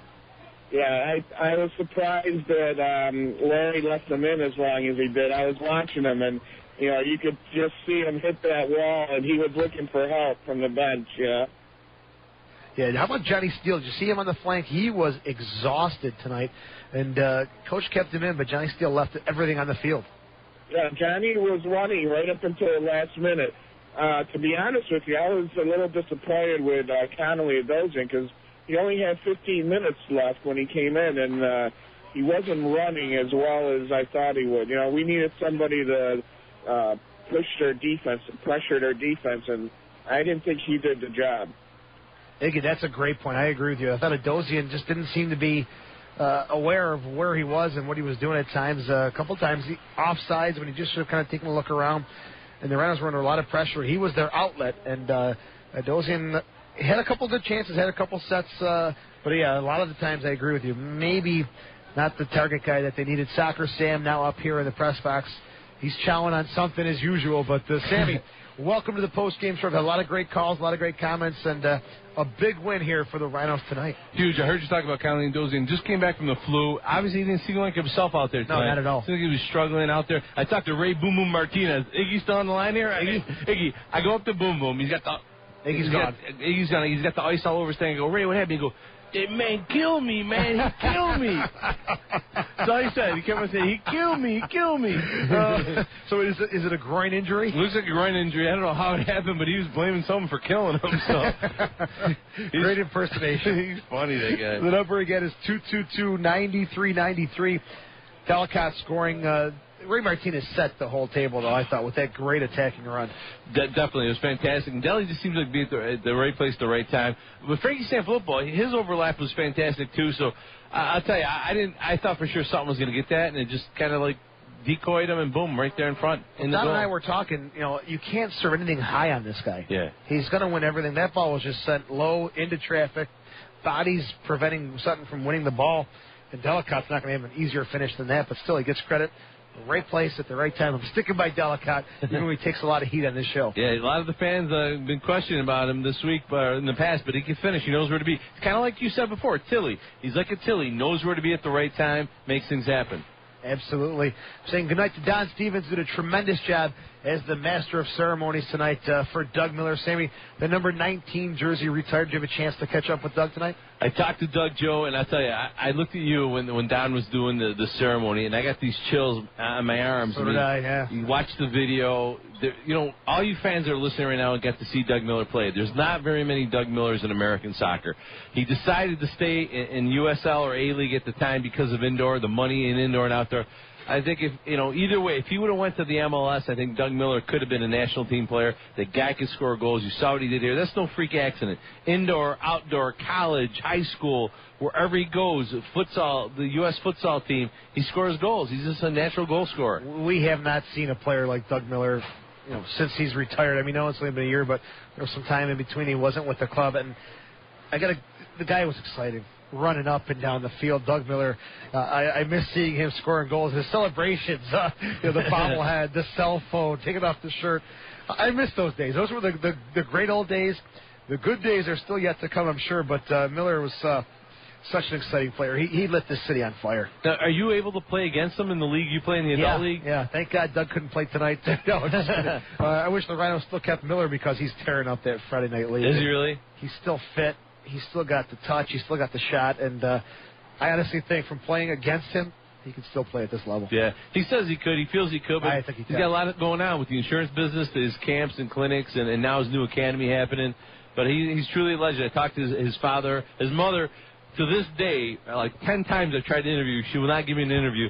She's just shy on camera. But I talked to the father, and he just said, it was like Doug came here. It's kind of like a summer job. He was playing indoor, had a contract. He thought for sure that someone was just going to be an indoor star, and that was it. He came here for like a summer thing. Showed up here with his 2 earrings on, his convertible Mustang, thinking, hey, I'm just here for the summer. Boom, scores a couple goals late. And once we open Frontier Field. Wait, stop. Boom, scores a couple goals, meets Soccer Sam, and then the rest is history. Well, no, but he met Carrie Palandro Miller, who was at the time was a dancer on the team. They weren't allowed to date. I told you this story before, I think. But we used to shoot the show at Tully's on Tuesday nights, the TV show. Every Tuesday night, Doug would show up and Carrie would show up. And I'm thinking, it's nice. They're supporting the show. They want to be on camera. They help me out. Well, come to find out, the whole time they were kind of seeing each other and dating behind the scenes because Pat Erkley didn't, the club policy was you couldn't date the dancers and vice versa. So right after the season ends, Doug says, the first time Doug meets Carrie Palandro, he says, I'm going to marry you. His cockiness, and she's like, yeah, whatever, buddy. Ends up marrying him, and 2 beautiful kids. They just built a gorgeous house. They're having a big celebration this weekend, open house, and unfortunately I'll be in Minnesota. Unfortunately I'll be in Minnesota. Unfortunately I'll be missing their grand opening, but I was in their wedding. I was honored to be in their wedding, and they're just good people. They are good people, and again, the days of Doug Miller streaking around Frontier Field and causing havoc, I really miss. And again, I honestly, when I say this, I honestly believe he can still play at this level. I think a lot of those older you saw tonight. I mean, tonight you saw Billy Cedric out there. You saw Mauro Biella out there. Salas on Montreal. A lot of those older players still could play. It's a different speed of the game, but their minds are so smart. And you look at John Ball tonight. In my opinion, he's just nonstop, Joey, up and down, up and down. He's the oldest player on our team, and you don't see it by age. So I think, definitely guys like Doug Miller could still play in this league all day long. Soccer fans got a chance to call. We'll take a quick break here. You're listening to the Nextel Direct call-in show driven by Auto Depot and Auction Direct. The number here is 222-9393. Mike's on the line. We'll get back to you after the break on the Rhinos Broadcast Network. We are back now. The Nextel Direct call-in show driven by Auto Depot Auction Direct. Joe Giuliano with Soccer Sam taking your calls at 222-9393. The Rhinos big winners tonight over the Montreal Impact, 1-0. Number again, 222-9393. Soccer Sam also joining us here for their a nice little treat here on the postgame show. Little pretzels for you, Joe. Halftime, did a great job with Doug Miller. A little interview there. Doug is so easy to interview. He's just a first-class guy, well-spoken. It just makes it so easy for all of us. Yeah, I wish I could speak that well, Joe. But, hey, tonight, your players of the game, Joe. I got to put you right in the spot real quick. Easily. Ray Martinez, without a doubt. Really? Player of the game. First start in a while for Ray Martinez. Maybe his first start of the season, possibly. I'm pretty sure it is for Ray Boom Boom Martinez. He has not seen a lot of time starting out. He's been off the bench quite a bit, but I love the way the guy was taking players on, doing different things. Martinez, I thought, was excellent. He's one of those players. It's just a different style of soccer. It's like old school soccer, the stuff that you and I love, the stuff we grew up on. That's how he plays the game. And I thought he played great. I thought John Ball played great. And my other favorite tonight was Nate Kraft. I thought Kraft was just toying with him. I mean, here's a guy last year was working on a loading dock, and sorry, I just sprayed all over it. He's working on a loading dock, and he's out there playing against one of the best teams in the league, and just toying with him. Like, hey, come over here. And I'll got the new do going too. He's got the nice haircut working. Yeah, got rid of those bugs in his head. Finally. All right, let's go to the phone. Some people have been waiting for a while. Sam is trying to talk and eat here at the same time. Here we go. Scrappy, you're on the post-game show. How you doing, buddy? Hello. Scrappy, how are you? I'm doing good, and you? Very good. Thanks for calling tonight. What did you think about the game? You know what? I listened to it on the radio. Unfortunately, I am a season ticket holder, but due to family situations, I was not able to attend the game tonight. But I listened on the radio here, and it sounded really great. I wish I was there. A couple things I just wanted to mention that I loved watching Doug play through the years, and I had a great opportunity to meet his wife and his daughter a few years back. And you know what? We'll take him out of retirement any day as a striker. Without a doubt. I play against him every once in a while, and the guy still tears it up like crazy. He really does. You missed a good game.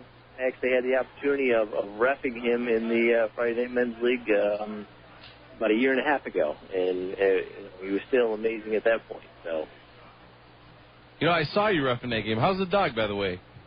Very good, thanks. You don't eat pretzels. You're supposed to laugh at my jokes. The microphone's down. I'm sorry. They're bad, but they're good. They're good. They're good. Go ahead, Scrappy. I'm sorry. Sorry, Scrappy. No problem. So we had a 1-0 game. It was sweet, especially against Montreal. It was a very good game. A lot of pressure, a lot of action tonight as the Rhinos. Really, Ray Martinez did a tremendous job. You missed a good game. You really did miss a good game tonight. So what do you think after the which I thought was a really great showing against the MLS New England Reds, and even though we didn't win that game, I thought we showed a lot of good points and a lot of drive to win that game. Since then, I'm hoping that extends to the rest of the season, and that pulls together a good finale to our season here. I think it will, and I think tonight's win goes a long way in knowing you can beat Montreal. Yeah. They may have won the season series, right? But the psyche of the team now, we can beat Montreal. It's got to carry over for the rest of the way. Coach Callaway said it, that the young guys know now that they're good enough to play at this level, and they're good enough to play against the best team in the league, and nobody can beat them now. If they play like this, and I think part of it, Scrappy, I know it's kind of wacky stuff, but Vallow is amazing. He didn't have to do a lot tonight, but I think that red jersey brings him great luck. I love that jersey. That's an awesome jersey. He couldn't wear it last week against Atlanta. They won it, and he couldn't wear it the other night in Montreal because of the color thing. But he's just a fantastic player, and the red helps. The red is a good look. Yeah, red is nice. I like that look. Scrappy, I'm sorry. Go ahead. Mine too. No problem. Scotty is top notch. Scrappy, you're top-notch too. We lost you. Yeah, we lost Scrappy. Number again, 222-9393. Let's go back to the phone. We have Ken on the line. Ken, welcome to the postgame show. A big win for the Rochester Raging Rhinos. You there? Yeah, Ken, are you there? Yeah, I'm here. How are you, buddy? Right, not too bad. Everything all right? My question I have for you guys is the midfielders that they lost early in the season, they said they were going to be having a full nation search for a midfielder. Why did they not look at Sedgwick? Because he's not really a midfielder. He's more of a defender. And for whatever reason, Coach Callaway, cut him last year or cut him and brought him back, but he didn't fit into his style of play. And, there's one of those. They were looking for when we lost. We lost Bolanos and we lost Juninho de Silva. Those are creative midfielders. Billy Sedgwick's not a creative midfielder. He could probably play outside mid and work hard, but he's really, I think his best spot is overlapping defender. Okay, overlapping defender is what he usually is. Okay. Yeah. That's a good reason. That's a great point, Sam. The style of play they were looking for wasn't that. Yeah. Anything else, Ken? Nope, that was my question. Great question. Great answer, Sam. Yeah, thanks. The number again, 222-9393. Let's go back to the phones. And we have Bill on the line. Bill, you're on the post-game show. How are you this evening? Guys, how you doing? Hey, I know, I tell you, all of us were thinking that Frankie Sanfilippo was just amazing this whole game. And, that the runs he made, the cross he made, he made it easy for Delicott. All he had to do was tap it in. And that's what a forward is supposed to do. He's supposed to run to that far post. And he did that, but it was all the work of Frank. Every week I'm just amazed at what he does and how hard he works. And I think every young soccer player should watch him work. And so my player of the game was Frankie Sanfilippo. I missed out on that. He's probably one of my top players also. He does, but he does it so often. I don't think we've said this before. We don't talk about him enough because it's just kind of like he just does his thing every game. Works hard, goes up and down, passes the ball, and his guys run finishing. Tonight, Deli finished for his dad, who's here from Wales. That's right. His dad came here from Wales, and he scored that goal in dedication to his father. I met his father earlier tonight. He said he hadn't seen him play. He came to Montreal, and it was unfortunate he didn't score there, but he's real happy to see that his son got the chance to score tonight, Bill. Yeah, well, that's definitely true. I mean, Delicott did his job, and that's what's important. Frankie does it every week, and he jumps higher than his size should allow. I mean, he gets up on headers that we're kind of sitting there. How do you get that ball? He's too short, too stocky. He shouldn't jump that high. Yeah, he gets right up there. He's physical, and he's just wired. Like some of the people, they don't understand when he comes out of the tunnel. He runs out. He doesn't pay attention to the kids, doesn't give them high fives. He is so focused. A lot of times he's walking right past me before a game, and I'll say, hey, Frankie, what's up? It's like his eyes aren't even there. He's somewhere else. He's in total focus land. And once that game starts, then after the game, he's back to normal. And, he's just calm and cool, but he's fantastic. But Bill, I got to give you a little visual of what's going on here. Is Doug Miller's family, they had a suite. They left all this food. I got all kinds. I got pop here, and pretzels, and pizza. We're having a little party here, Joe and I. What do you mean it's all in front of you. I'm trying to reach it. You're slapping my hand. Hey, we're still in the state, and we'll come up and partake of it, They're getting billed for our food that we're eating, guys. That's right. Well, guys, keep up the good work, and I think it's a great win. We needed this one after losing up there. I think if we had lost tonight, the psyche would have been really, really hurt. So I'm really glad we pulled this one out. Okay, guys, that was work. See ya. That was a big win, and I think now you go forward and we can beat Montreal. We can beat anybody. And Minnesota this weekend, no problem. I don't think a big victory against Toronto the other night, but I think we're going to destroy Minnesota and next Friday night home game here against the Toronto Sausage Lynx. He's got tickets coming up. 4 tickets to win tonight against the Lynx. 10 grand. They're going to put $10,000 worth of prizes in envelopes, including some cash. And they're going to hand out envelopes. You come through. The first 4,000 people are going to get envelopes, and who knows what will happen. Really? You can win. Joe, you come early. You never know. You get that one envelope. Might be $1,000 in there. Might be. Wow. That's more than I make in a year. That's right. It's good. They're going to have stuff for the team store. That's great. If that doesn't entice people to come out, what will? Well, cash. Cold, hard cash. You saw the pop in the attendance tonight with the Doug Miller celebration there. It definitely was. And, people know in this city that Montreal is the real deal. They came to see Montreal. They came to pay tribute to Doug Miller. A lot of fans that I talked to on the pregame show, they hadn't been to Paytech yet. They came tonight to see Doug Miller, to say goodbye to him and thank him for what he's done. And hopefully those fans, after tonight's victory, will be season ticket holders. I would love to hear from those fans and get their comments. If it's their first time they came because of the Doug Miller tribute, I'd love to hear from you guys and get your comment. Are you going to come back to more games at Paytech Park? Please give us a call at 222-9393. Let's go back to the phones. Jason is calling in. Jason, how are you? And welcome to the postgame show. Hey, guys. How are you, Jason? I'm doing great, thanks. Just a couple quick observations. One, was down with my son for the youth parade while Dougie was getting his jersey retired, and that was a pretty amazing experience. It's very cool to have a 3-year-old who gets you onto the field for those kind of events. I didn't rent him. I mean, he's actually mine.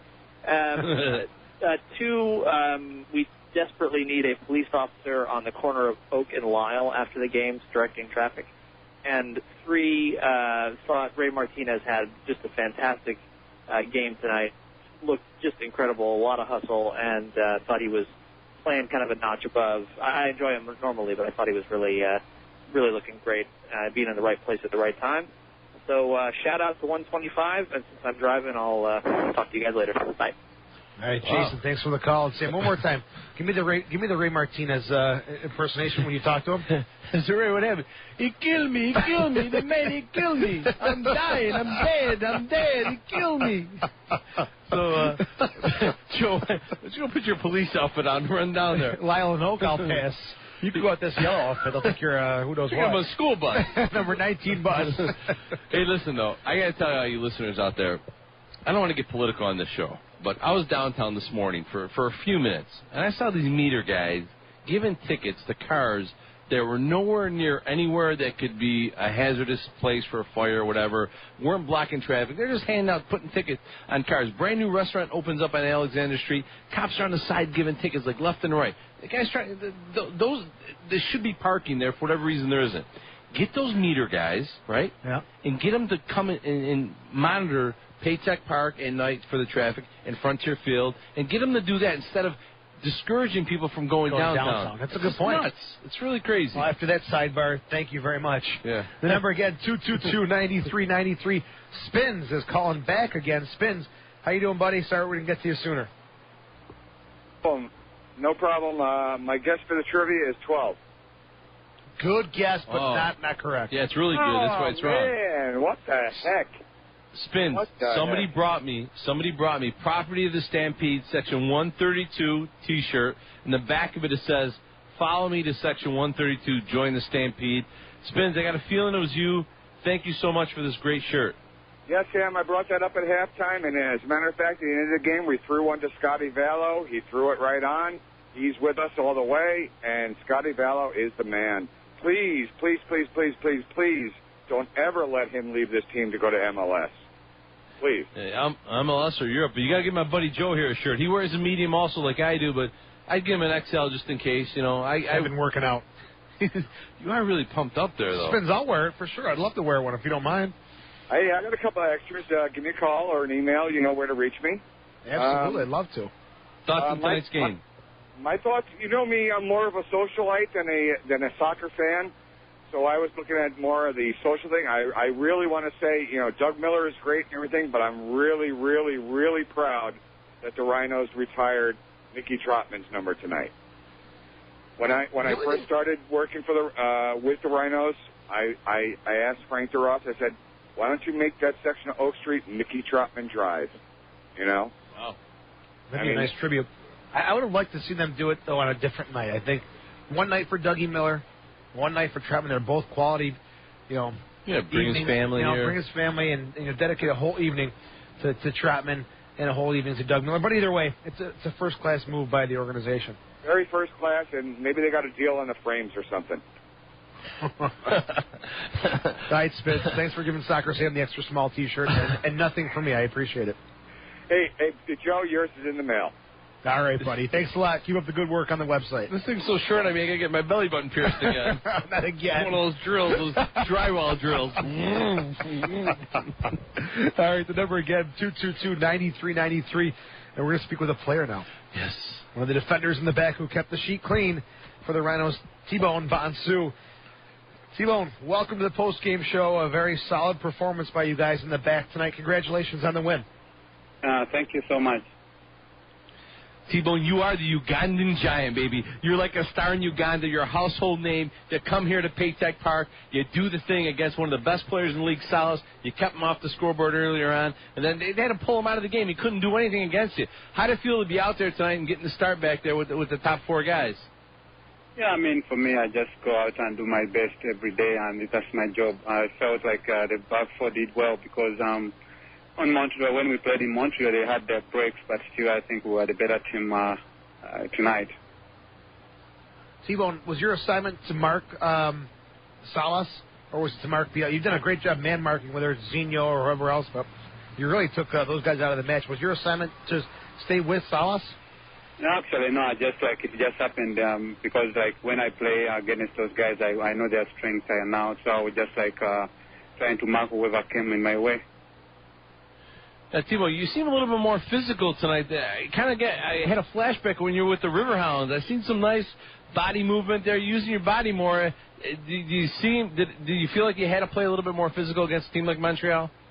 Actually, like, that's my game, but, like, every time I try to be physical, I get, like, still yellow cards. I don't know why the referees just issue yellow cards, so that at times it takes away my game as well, because every time I come in physical, they just issue cards to me. It's because you're so powerful. I mean, you just look so fit out there and so powerful. And thank you. You're one of my favorite players this year, T-Bone. When you're in there, man, you make things happen. And I think the fans that really know the game appreciate what you bring to it. Thanks so much. I just also want to give the best to the fans because these are the best fans I've ever played against in a long time. Like in MLS, we don't have such a fans, but here in Rochester, it's kind of a small community where fans care so much. Benoit Bonsu, thank you for joining us, and you did a great job tonight in the center of defense, and we wish you the best of luck Sunday in Minnesota. Thank you so much. I'll just give a shout out. Shout out, T-Bone. Go ahead, give a shout out. Now, before you do, how's the Twins doing? The two little guys. The Twins are listening. I think right now, just those are the motivation I have with my beautiful wife Ida and Ashraf. So I think those are the motivation now. I just keep on trying to do the best every day, and my wife always tries to push me as high as I can. So that's the best thing. That's beautiful. T-Bone, a beautiful family. His wife, Ida, his son, and then the twins. And twins were born here in Rochester while T-Bone was on a little road trip, and I was on that plane when he got the call. So Puerto Rico, wasn't it? Yeah, I think we were in Puerto Rico, right, T-Bone? Oh, yes. Yeah. And Coach Callaway's lovely wife helped deliver. So it's kind of like this a Rhino family here, and part of it. Timo, man, someday me and you we're going to Uganda, man. We're gonna open T-Bone's Ugandan pizza, baby. We're gonna do it, me and you. Thank you very much. I will just look forward to that as well. Timo, be honest. What would it be like in Uganda if Soccer Sam shows up there?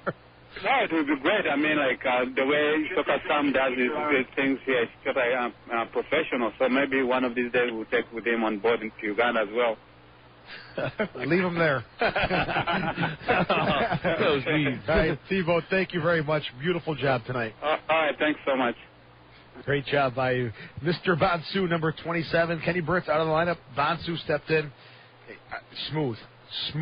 He's a smooth player. Even his run, his stride is smooth. Old school professional player. You could just see it in him. And I love T-Bone. I'm happy he's here. And I'll tell you, this team is so loaded. Just, certain guys got to fit into the right roles, and we're going to go to the next level. I saw after the game, Greg Howes was taking a leadership role out there. He said, guys, let's go. Come on. As a team. John Ball, there's Valo. I mean, all these guys are getting together. You could just see the power developing as a unit and leadership.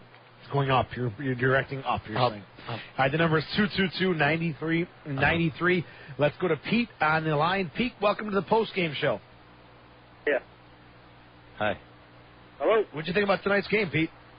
I thought it was very good. You guys think Ball's getting enough credit out there or what? He's getting the play time. Bolton? Ball. Do you think he's getting enough credit? Enough credit? What do you mean? Well, I mean, he's getting all the play time and stuff. It's just like when he's around, something's always happening with him. It's just, I don't think he's a good player out there. Definitely a good fit. I think we always give him his props and very positive. Well, not you guys. I'm just saying fans and stuff. Well, if they don't, they're crazy. No, the fans see it. I mean, I talked to Billy and Drucky after the game, and Billy's like, that guy just does not stop running, man. He's just amazing. He's just 33 years old. He's so fit. He eats well. He doesn't smoke. He doesn't drink. He's just an athlete. And John Ball is just a man. He's a man amongst boys at times. Exactly. What do you think about MLS? Is that going to happen with the Rhinos eventually? You know what? I've been saying this for 10 years now. I'd love to see it because you see a lot of teams and different players come in, but Salt Lake, definitely not going to happen. I think Sandy, Utah is going to work out for their soccer-specific stadium. Right. And, I don't think so. I don't think we're going to go to MLS. Sammy, what do you think? I don't think we're going to MLS, but I got to tell you something. A little scoop here. Uh-oh. Okay? I don't have anything to back this up, but I was told by a very reliable source in Montreal that because the new team that's coming into Toronto is an MLS team, MLS is going to allow them to sign Canadian players as American players. Sure. Joey Saputo and the Montreal Impact paid some big money to 3 key players on Montreal so they can't go to MLS. One being Sutton, one being Gervais, and the third person unnamed. Big money, 6 figures, so tonight, one player that was out there, maybe 2 because I don't know who the third one is, but Gervais didn't play tonight, but Sutton is in that big money bracket. You're talking 6 figures. 6 figures they were given so these guys don't leave the Montreal Impact. Just to give you an idea, Montreal knows if they stay in the USL First Division and continuously draw 13,000, 14,000 fans a game, they don't have to kick in the MLS is a lost kitty. That's the place to be, but they don't want to lose their players. Their fan base is based on their players. People know these guys. They're at school reading. Yeah, are they popular in Montreal? Oh, they're huge. They're huge. I mean, thousands of people are waiting after every game to get autographs and hang out. So Sutton, Gervais, and one other player that's on the Canadian national team. You may know who it is. A third player that's young that's on the Canadian national team. 6 figures is a rumor I was told in Montreal Wednesday night. Are we talking 6 figures per year? Per year. Wow. To stay on the team. That is huge, and that's loyalty from Joey Saputo. And I think 6-year contract. 6-year contract. So that way they can't leave, and because this is big. I mean, they don't want MLS in Toronto to take their players. If that's not breaking news, Sammy, I don't know what is. Well, I don't have Devo lies to me or he yells at me where you can't. You got to make sure you have the facts. I don't have the facts. I just have a reliable source that works in the Montreal Impact organization telling me that. The owner. Well, he didn't tell me that. It wasn't the owner. It wasn't the owner. Okay. It was not Joey Saputo. Okay. But somebody in the organization told me that, and I assume it's true. Interesting. Wow, I'm blown away by that. So, yeah, I'm not a fan of MLS. I've said it before. I know the Rhino ownership group. Frank DeRossi's driving home to Utica. He's like, Sam, be quiet. Don't talk. I'm not a fan of MLS. I don't think you need MLS. I think what you need is 14,000, 15,000 fans a game here in this league. Sell merchandise, sell food, make money on parking, and forget about the MLS losses because they don't know what they're doing in MLS. You see what they're doing in the Red Bull. You and I talked about it a few weeks ago. Name 5 guys in each MLS team. We're soccer nuts, so we can't do it. We know D.C. United maybe, and maybe not even D.C. United, and maybe Houston because we know Pat Onstad. We follow that. Couldn't do it. You couldn't, and that's what I mean. And that's what brings. If you follow NFL, you follow Major League Baseball. Why they got where they got was the fan development with the players. Fans fell in love with the players.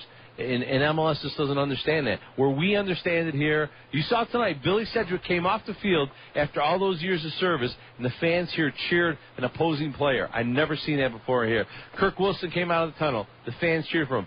They appreciate the talent that we had here, and they're going to appreciate it for a long, long time. And now we got guys like Frankie Sanfilippo, second year here. The fans saw him in Syracuse when we played against them. They're loving him, and I think Frankie is the next big star of this team, Joey. Well, speaking of Frankie Sanfilippo, we have him on the line right now. Fabulous Frankie Sanfilippo. Welcome to the postgame show. Oh, Frankie, you're not fabulous anymore. You hung up on us. Do we still have Tom on the line? Okay, let's go to Tom. The number again, 222-9393. Tom, you're on the postgame show. Soccer Sam scared Frankie Sanfilippo away.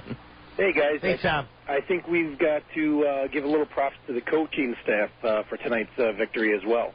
We've heard people, bashing Callaway a little bit, but that 4-5-1 that they were playing in tonight and pushing Martinez and Steele, high pressure out of the flanks and getting those guys up. It almost looked like 3 forwards at a time. I think you got to give him his due. You can tell it was well coached. You could see him on the sideline really pushing those guys to get up the field. And like you said, it looked like Montreal was a deer in the headlights a little bit with those guys really coming at him. I'm always giving Coach the benefit of the doubt. I think it's a great move bringing Coach Callaway here, and I love his attitude. Courageous, attacking, got a lot of guts to give these young guys a chance, and I think it's a great move by Coach Callaway. Always behind him, and I love his style. I love his aggressiveness. I think I agree with you, Joe, and I think we've said it before. Coach Callaway can only do so much, but you're missing 2-3 point-blank shots a game in front of the net. A coach can't do anything about that, and that sometimes is a difference. Or a goalie, Sutton, the other night, I said it earlier. Montreal had 2 shots in Montreal. They scored 2 goals. We had one great shot, and Sutton made a great save. But we were in that game, and tonight we showed that we're so much better. And our caller just said, Tom, about Johnny Steele. We forgot about him. He was working hard tonight. He was looking for some starting lineup time. Yeah, the first half and the first 25 minutes, both Steele and Martinez were causing a lot of damage. And Delicate's work rate for a big guy, being that target player, he just makes a lot of that stuff happen. And I don't think he's appreciated as much as he should be either. But the other thing that you got to, like I said, you got to take hats off to the coach because, some teams will go in a 4-5-1 to be defensive. I really felt that they did that, and it was an offensive move, and you could just see that, especially in that first half, I really thought that we took the game to Montreal, and we were the better team definitely out there tonight. I agree with you, Tom, and, thanks for the call tonight. I love sitting down talking with Coach about soccer because he's got such an incredible knowledge of the game, and it's enjoyable to hear about his experiences. And, again, the attitude of attack, aggressive-minded soccer, awesome stuff for Coach Callaway. Number again, 222-9393. Sam, what do you say we speak with the big guy, Matthew Delicate? Matthew, welcome to the post-game show. Congratulations. 54th minute, a nice little tap-in, but, hey, the great forwards find themselves in the right spot. Congratulations on a big win tonight. Thank you. Yeah, that was it was nice to get a goal and get the game winner, and of course playing Montreal, who's a big rival, and they're the top team in the league right now, first place. So it's always great to beat them. Now you scored that goal for a special person who was in the stands. Tell us about your papa, who's here tonight. Yeah, my dad came over last Friday, saw the Atlanta game. I came close, hit the crossbar there, was unlucky, and only had really that one shot in Montreal. So, I did. Talk about your dad. He's sitting in the car with me right now, but I told him I'd get him a goal, and I was really happy to get him one tonight. This is his last game that he's going to see. He's traveling back Tuesday, but of course we're away to Minnesota for the weekend. So I was very happy to get him a goal. Matthew, let's put you in the spot here a little bit. You played up top with Becky, with Howes, with Adosian. Tonight, Ray Martinez. I thought you guys looked quite well together. How did you guys feel out there on the pitch? Yeah, good. I thought with Ray down the right and Johnny down the left, playing more like with three forwards, we caused them problems. The other side of that as well was we kept their outside backs from coming forward a lot because they had to worry about the three of us. So I think in Montreal, that they were bumming down the left and the right flanks, which was causing us problems, and that made a big difference tonight. They had to stay at home, and it was us that had more of the attacking play and better chances tonight. Del, you got to do me a favor, baby. Tomorrow road trip, I expect a new magic trick on the plane. I want something new. We got to be careful, but please, I want a cool trick, right. and you got to tell your dad, Malcolm. I've got two things up my sleeve, so we'll see. You got something nice. Tell your dad from now on, though. He told me he listens to the broadcast. Tell him to call in from Wales. We'd love to talk to him. Okay, I'll definitely suggest that for him. As long as you guys, if he can reverse the charges and put it on collect or whatever, I'm sure he'll do it. Just have him Bill Soccer Sam. Bill the Rhinos. Thank you for it. Deli, great stuff tonight. Again, I've been a huge supporter all year. I was so happy to see you score tonight. Keep it up, and good luck on Sunday in Minnesota. Thanks very much. All right, Matthew Delacotte scoring the 54th minute tonight, giving the Rhinos a 1-0 win. Fabulous Frankie Sanfilippo with the assist in the 54th minute. The number again, 222-9393. Go back to the phones. Bill, you're on the postgame show. How are you tonight after this big victory? Hey, how you doing? Good. How are you? Good, thank you. It was a great name, great crowd. It was lively playing. Yeah, I loved it. I loved beating Montreal. And it was a nice tribute to Doug tonight. And you know what? I've been listening to the call-ins and all that. You know what? I haven't heard anybody mention anything about Addersley. He stayed in the middle all night. He's not an end-to-end sort of a role player, and he's going up against a lot of guys who are a little bit taller, but he was working his hind off. Yeah, I agree with Mike Ambersley. Worked really hard tonight, and he was one of the top players, I thought, in the middle, doing his thing and making it work. Sorry, I got echoes in my head. Sorry. Yeah, I agree. Ambersley did a good job. He's a tough guy. Little Wayne Rooney Jr. there, I tell you. He's nonstop, fights hard, and he's really doing a good job finding himself a lot of playing time. And again, Coach Callaway, you're really working hard with the youngsters. He was making a difference. And there's one other thing I wanted to mention about the tribute tonight to Doug, and one thing I was missing about what was going on there, and the rest of the things about that have been going on about early Rhinos and their contribution. But you know who I missed in a lot of these. This is Pat Erkley, and I don't know what the relationship is going on there. I just and I wonder if maybe you or some of these other guys have maybe some statistic. I just have a feeling that Pat Erkley might be. Statistically, with win-losses, might have the best record as a professional sports coach in Rochester. I don't know. Do you think that's possible? It's possible. I don't have the stats in front of me. I heard another rumor yesterday or Wednesday night. Pat Erkley's on a short list of possible coaches for the new Toronto MLS team. Cool. But yeah. Hey, I think eventually the Pat Erkley thing, and I think eventually you'll see some kind of tribute from the Rhino organization to Pat Erkley and Frank Godoy and some of these guys that kind of helped build this franchise in the old days. So thanks for your call, man. Appreciate it. No problem. Take care. You're doing a good job, boys, and I'll be watching. Thanks, Bill. Thank you very much. Appreciate the support. Can I introduce the next guy? Absolutely. Because, you gave him a new name. This is your name. I'm going to steal your name.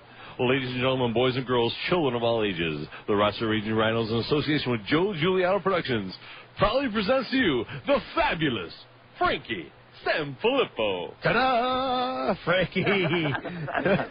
Sam's got issues. I apologize, bud. How you guys Great doing? game today. Good. How are you? You played awesome tonight. Congratulations. You got to be excited after beating these tough guys from Montreal. Good performance tonight, wasn't it? It was a great performance by everybody. I think the starting lineup that came on, everybody fought for each other and everybody worked off each other, so it was great. Frankie, we talked about you earlier in the broadcast. When you come out of the field and you run by the kids and sometimes you walk by me, you're somewhere else. Where are you? What are you focused on? What are you thinking of? Are you thinking of, just winning, raising a trophy? You can just see it in your eyes. You are so focused in the groove. How do you? What do you? Growing up, like, honestly, when I played high school football, and I just got really into the zone. Like, I got really intense, and, like, I just got really into the game, and I really brought that to my game, and then I've always been like that all the way through college. Even my college coach goes, "What the hell are you doing?" And it's been sticking with me. Like, I just get really in the zone. I just get really focused on what I'm doing, and I could just prepare myself. And, like, when we have that big Rhino thing, I just feel like I'm coming out of a freaking big stadium, coming out of a tunnel, and I just feel like I just want to run as hard as I can through it. The gladiators in Rome, that's what it is. It's pretty wild. Sometimes I wonder if maybe I said something, you're mad at me. I don't know, you walk right by me. I'm like, hey, freaking waving at you. Got my marker out. No, You're like, it's like when you're hungry, you want to go eat, you walk right by me. It's the same way. He's hungry to play. You're hungry to eat. He's hungry to play. I see. Okay. Frankie, tonight's game, though, Montreal came out, and Biello and Salas were totally shut out. Was that a game plan to really mark those guys tighter than we saw on Wednesday night? Yeah, definitely. We've definitely brought a point up to mark the guys really strong, and I think T-Bone did very well for us marking those guys up, and I think we just got to keep on doing what we're doing right now and just go to Minnesota and do well up there. Frankie, what did happen to Jason in the second half? Did he pull some, or was his Achilles bothering him again? Do you know? He wasn't. Jay, I think it wasn't that well and everything, so he didn't feel that well. He got kind of dizzy and everything, but very well for us for the first half. I thought he did very well for us. But nothing growing, no injury or anything like that. Nothing. I was there Wednesday night, Frankie. I thought you played great again against Montreal. They had 2 chances. They scored. It happens. 2 great shots. And but I thought overall, all season long, one of the callers said it, and we've said it before. We don't talk about you enough, I don't think, because you're just there. You're so steady. It's just almost like expected. You don't make mistakes. You just work your butt off from for 90 minutes a game, and we're just proud to have you as a Rhino, man. Thanks, guys. Frankie, keep up the good work. We'll talk to you on Sunday after you guys beat Minnesota. All right, guys. Thanks a lot. All right, what's his new name? The fabulous Frankie Sanfilippo. That's your name. You gave it to him. Fabulous. I think it's perfect. Yeah, he's fabulous. Frankie, it's kind of cool. Yeah, I like it. Hopefully it sticks. All right, the number again, 222-9393. Trivia question tonight, very, very easy. What is a few minutes left in the post-game show. That's it? No way. We're going quick tonight, Sammy. A lot of calls tonight. Easy, folks. I can't stress it enough. 4 tickets to the Rhinos and the Toronto Lynx on August the 18th. How many minutes did Ray Martinez play tonight? Give us a call. Sammy looking at me like disgusted. He played almost the whole game. Well, we'll see. How many minutes was it? That's when he said, "They kill me. You kill me. I'm dead. It hurt me bad, man." So Ray, are you all right? He hurt me. I was like, okay, Ray, sorry, buddy. No more questions. So then I'm over there, and Devo's like interviewing with little Mike things like, so when did you find out? You're going to start? He killed me. He hurt me. I'm dead. You gotta stop. Hopefully Ray's not listening. He's my boy. He doesn't understand what you're saying anyway. All right, let's take a break. You're listening to the Nextel Direct Call-In Show, driven by Auto Depot and Auction Direct on the Rhinos Broadcast Network. Welcome back to the Nextel Direct Call-In Show, driven by Auto Depot and Auction Direct. I'm Joe Giuliano with Soccer Sam. The Rhinos 1-0 winners over the Montreal Impact tonight. 11,069 fans in attendance tonight here at Paytech Park. Trivia question is out there. How many minutes did Ray Martinez play, Sam? Does it get easier than this? It's easy. Too easy. Too easy. You're disappointed with me. No, that's a good question. All right. Give us a call. 222-9393. Let's go to the phones. We have Brian on the line. Brian, welcome to the postgame show. Hi, guys. How you doing? Good, buddy. How are you? Good. By the way, forgot to mention this.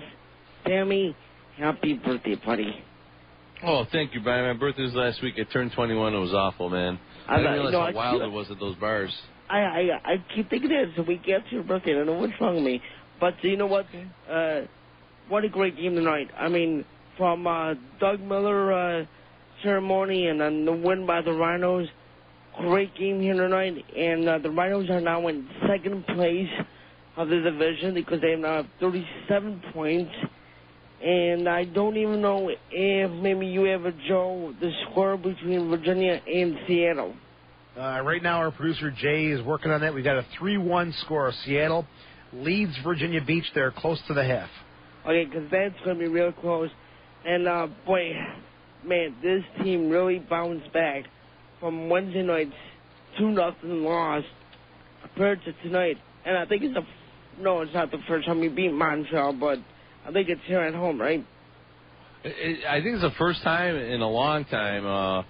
Jeff DeVeronica was looking up. He thought the last time we beat Montreal was in 2004. Wow. So he was looking at the stats, but I don't have that in front of me to tell you, Brian. But, Brian, tonight was a special night for Doug Miller. You know Doug Miller, Jimmy Glenn were your two favorite players back in the day. Why don't you give us a Doug Miller goal assisted by Jimmy Glenn? Can you do it? Okay, let's see. So, Rhinos have the ball. Here comes Miller. Heads over. What do you want me to say? His I forgot. Jimmy Glenn. Glenn has the ball. Passes it back over to Miller. Miller is a breakaway for Miller. And then shoots. Scores. Ball comes up on the right wing side. Miller has the ball from his teammate. Rhinos score first. It's 1-0 Rhinos.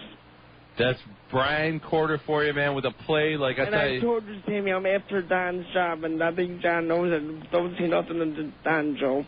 We're taping this. I won't say a word, buddy. I'd love to work with you. We're going to send this to the MLS. Thank you so much, Brian, for all your support. Hi, Brian. Thanks for the call. Great call on the goal. Doug Miller from Jimmy Glenn. Brian Corder, compliments of the Brian Corder Radio Network. Yes, worldwide. All right. The number again, 222-9393. Back to the phones. Jackie, hello, and welcome to the postgame show. Hi there. How are you? Good. How are you?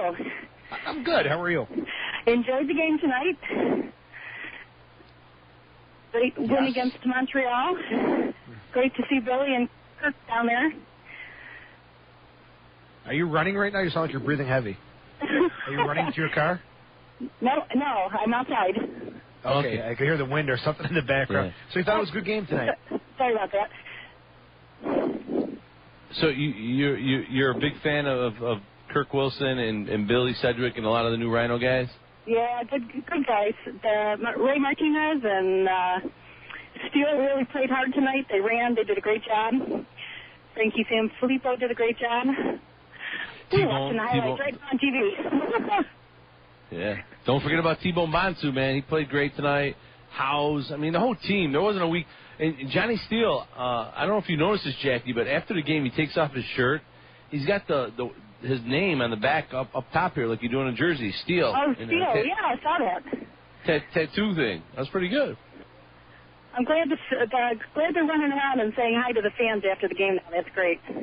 And it's kind of cool. The fans are starting to, understand that that's going to happen after every game. So the fans are waiting now. And, the players are really, it was a great thing. And Coach Calloway was part of that. So, Jackie, anything else before we let you go? Yeah. Can I take a guess at the trivia question? Of course. How many minutes did Ray Martinez play tonight? All of them. 90 stoppage time.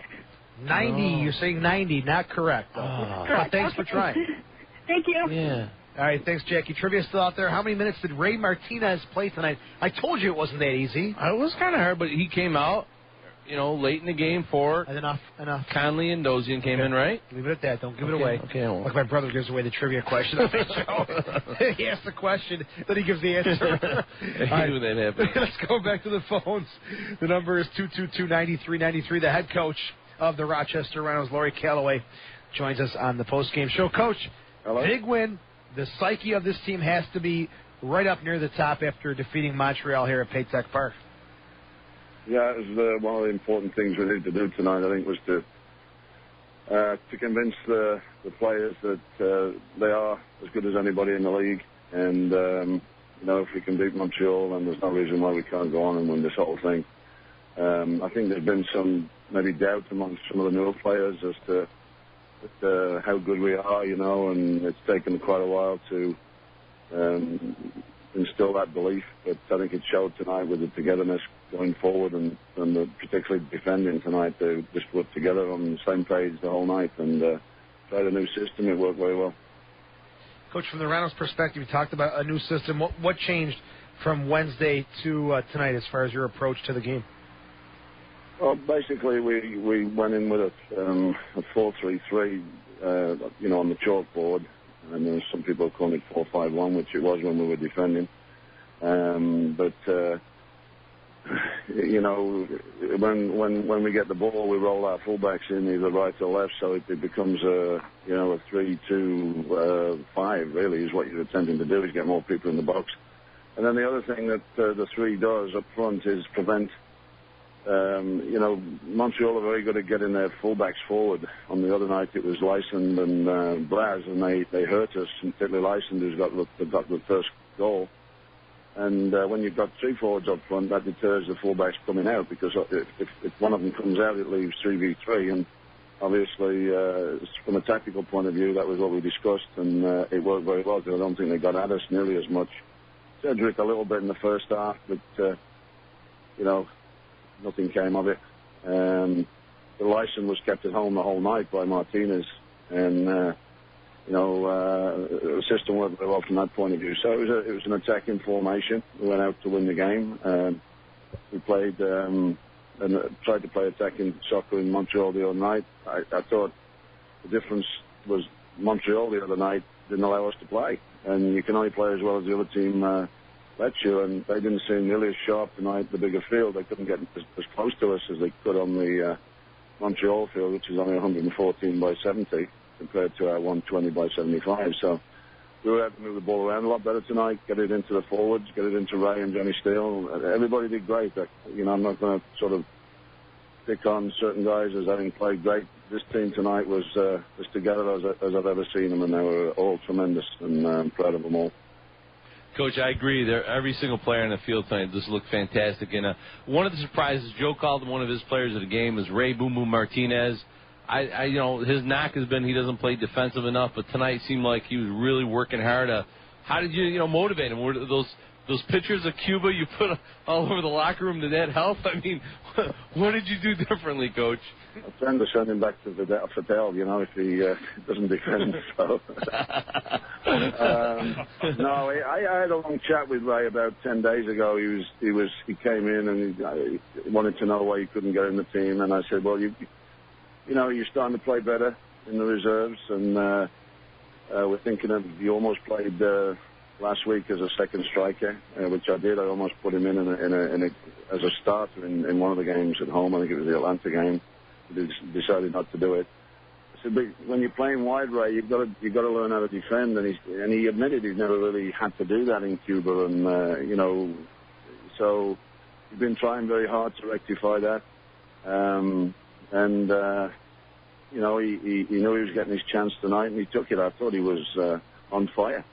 That one run he had in the first half, in the second half, where he took it almost 3/4 of the length of the field and he dished it off to Frankie. It was only Ray in our side, I think, can do that. He's got that ability with the ball at his feet to go by people. He's got that pace, and he had a great game and worked very hard defensively as well. Unfortunately, his groins, he's got a nasty groin strain. I can't take him to Minnesota. Oh, no. That's unfortunate to hear that. Bert's out of the lineup tonight, but T-Bone, too, stepped in there. Jason Perry, Scotty Pelguda. The defense was pretty solid tonight. Yeah, well, Jason only had a half a game in him. He was absolutely vomiting violently at half-time, and he just hadn't got anything left in his tank, but he did a great job for while he was in, and Pelguda came in and finished the job in the second half. Both did well. T-Bone, Frankie, Nate Kraft. If we think about it, Scott didn't have a lot to do tonight. We're not talking about Scott Valens as much as we thought we probably would have been against in the Montreal game. But whenever Scott's called on, he does what he has to do. But he had a quiet night for him, and a lot of that was due to the people in front of him. Definitely, they played great, Coach. Before we let you go, I know you surprised your wife this week with something I thought was really nice. Next week's your wife Marcy's birthday. And tell us about the little surprise you pulled off. And it wasn't the guys from Joma coming to visit you. Tell us about that. Well, I told her that one of the reps from Joma was going to come and see us, stay with us tomorrow. What I needed her to do was get the spare room ready, because we've never done the spare room up at home since we've been here, because we haven't had any visitors. But for about 3-4 weeks, I've been talking to my little girl Taylor and Marcy's mom, Gigi, about coming out my daughter goes to, I'm a stepfather, she goes to see her dad in the summer and spends the whole time there, and she's actually going back again in a few days and comes back finally for school on the 22nd. So they've come out for a little excursion the other day. I was in Montreal, and my wife was busy cleaning the house for Tim Tobin, which she was expecting to come from Yoma, and she went outside to take some garbage out, and my daughter was standing at the door, and she still hasn't stopped shaking from the shock. I mean, so she got me on my 40th, my 50th, and about 200 people in her mom and dad's backyard, and I thought I was going on a vacation with her to Yellowstone Park. And I can remember the feeling I had that day. I couldn't stop shaking, so shocked, and I've never been able to surprise her. So this was fantastic, and she was completely surprised, which is very difficult to do with her. That's awesome. So you brought in your mother-in-law Gigi, and your daughter came in to be part of the birthday celebration for next week.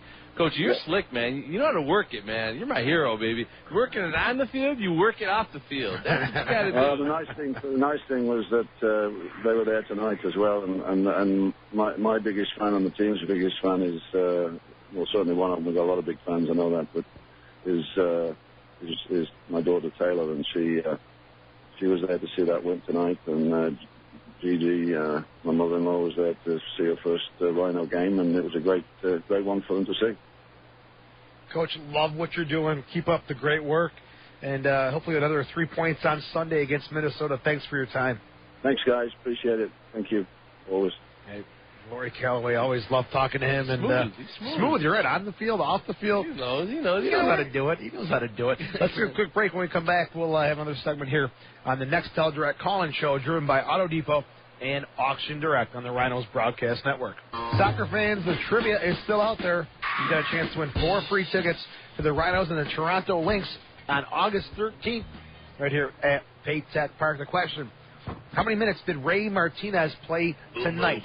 Give us a call, 222-9393. Pete, you're on the postgame show. How are you tonight? Pete. Yep. How are you? Welcome back. Welcome to the show. I'm sorry. That's all right. Thank you. Yeah, I was just calling for that trivia question. What do you got, Martin? How many minutes did Ray Martinez play tonight? Same 80. Not correct. Oh, no? So close, though, Not brother. correct. Good guess. Not correct, though. All right. Thank you. Anything else? All right, Pete, thanks I for just the thought call. that the better team won tonight. Of course. Sometimes that does happen. There's times where we've tied games where we totally dominated, but tonight we definitely deserved the win, and we won. Thank you. Guy Pete, thanks for the call tonight. 222-9393. Dave, you're on the postgame show. Hi, Dave. Paige, I'm sorry. Paige, forgive me. Paige, you're on the postgame show. How you doing tonight? Paige, hello. She's gone. Okay. We lost Paige. Trivia's out there. The last couple minutes to call and win 4 tickets to the Rhinos and the Toronto Lynx on Friday, August 18th. The question: how many minutes did Ray Martinez play tonight? Give us a call at 222-9393. The number here against with the phones. We have Jan on the line. Hey, Jan, how are you? It was a great game tonight. Oh, hi, how are you? I'm good. How are you? Good, thanks for calling. It was a great game tonight. It was a great game. That was a great game by Ray Martinez, too.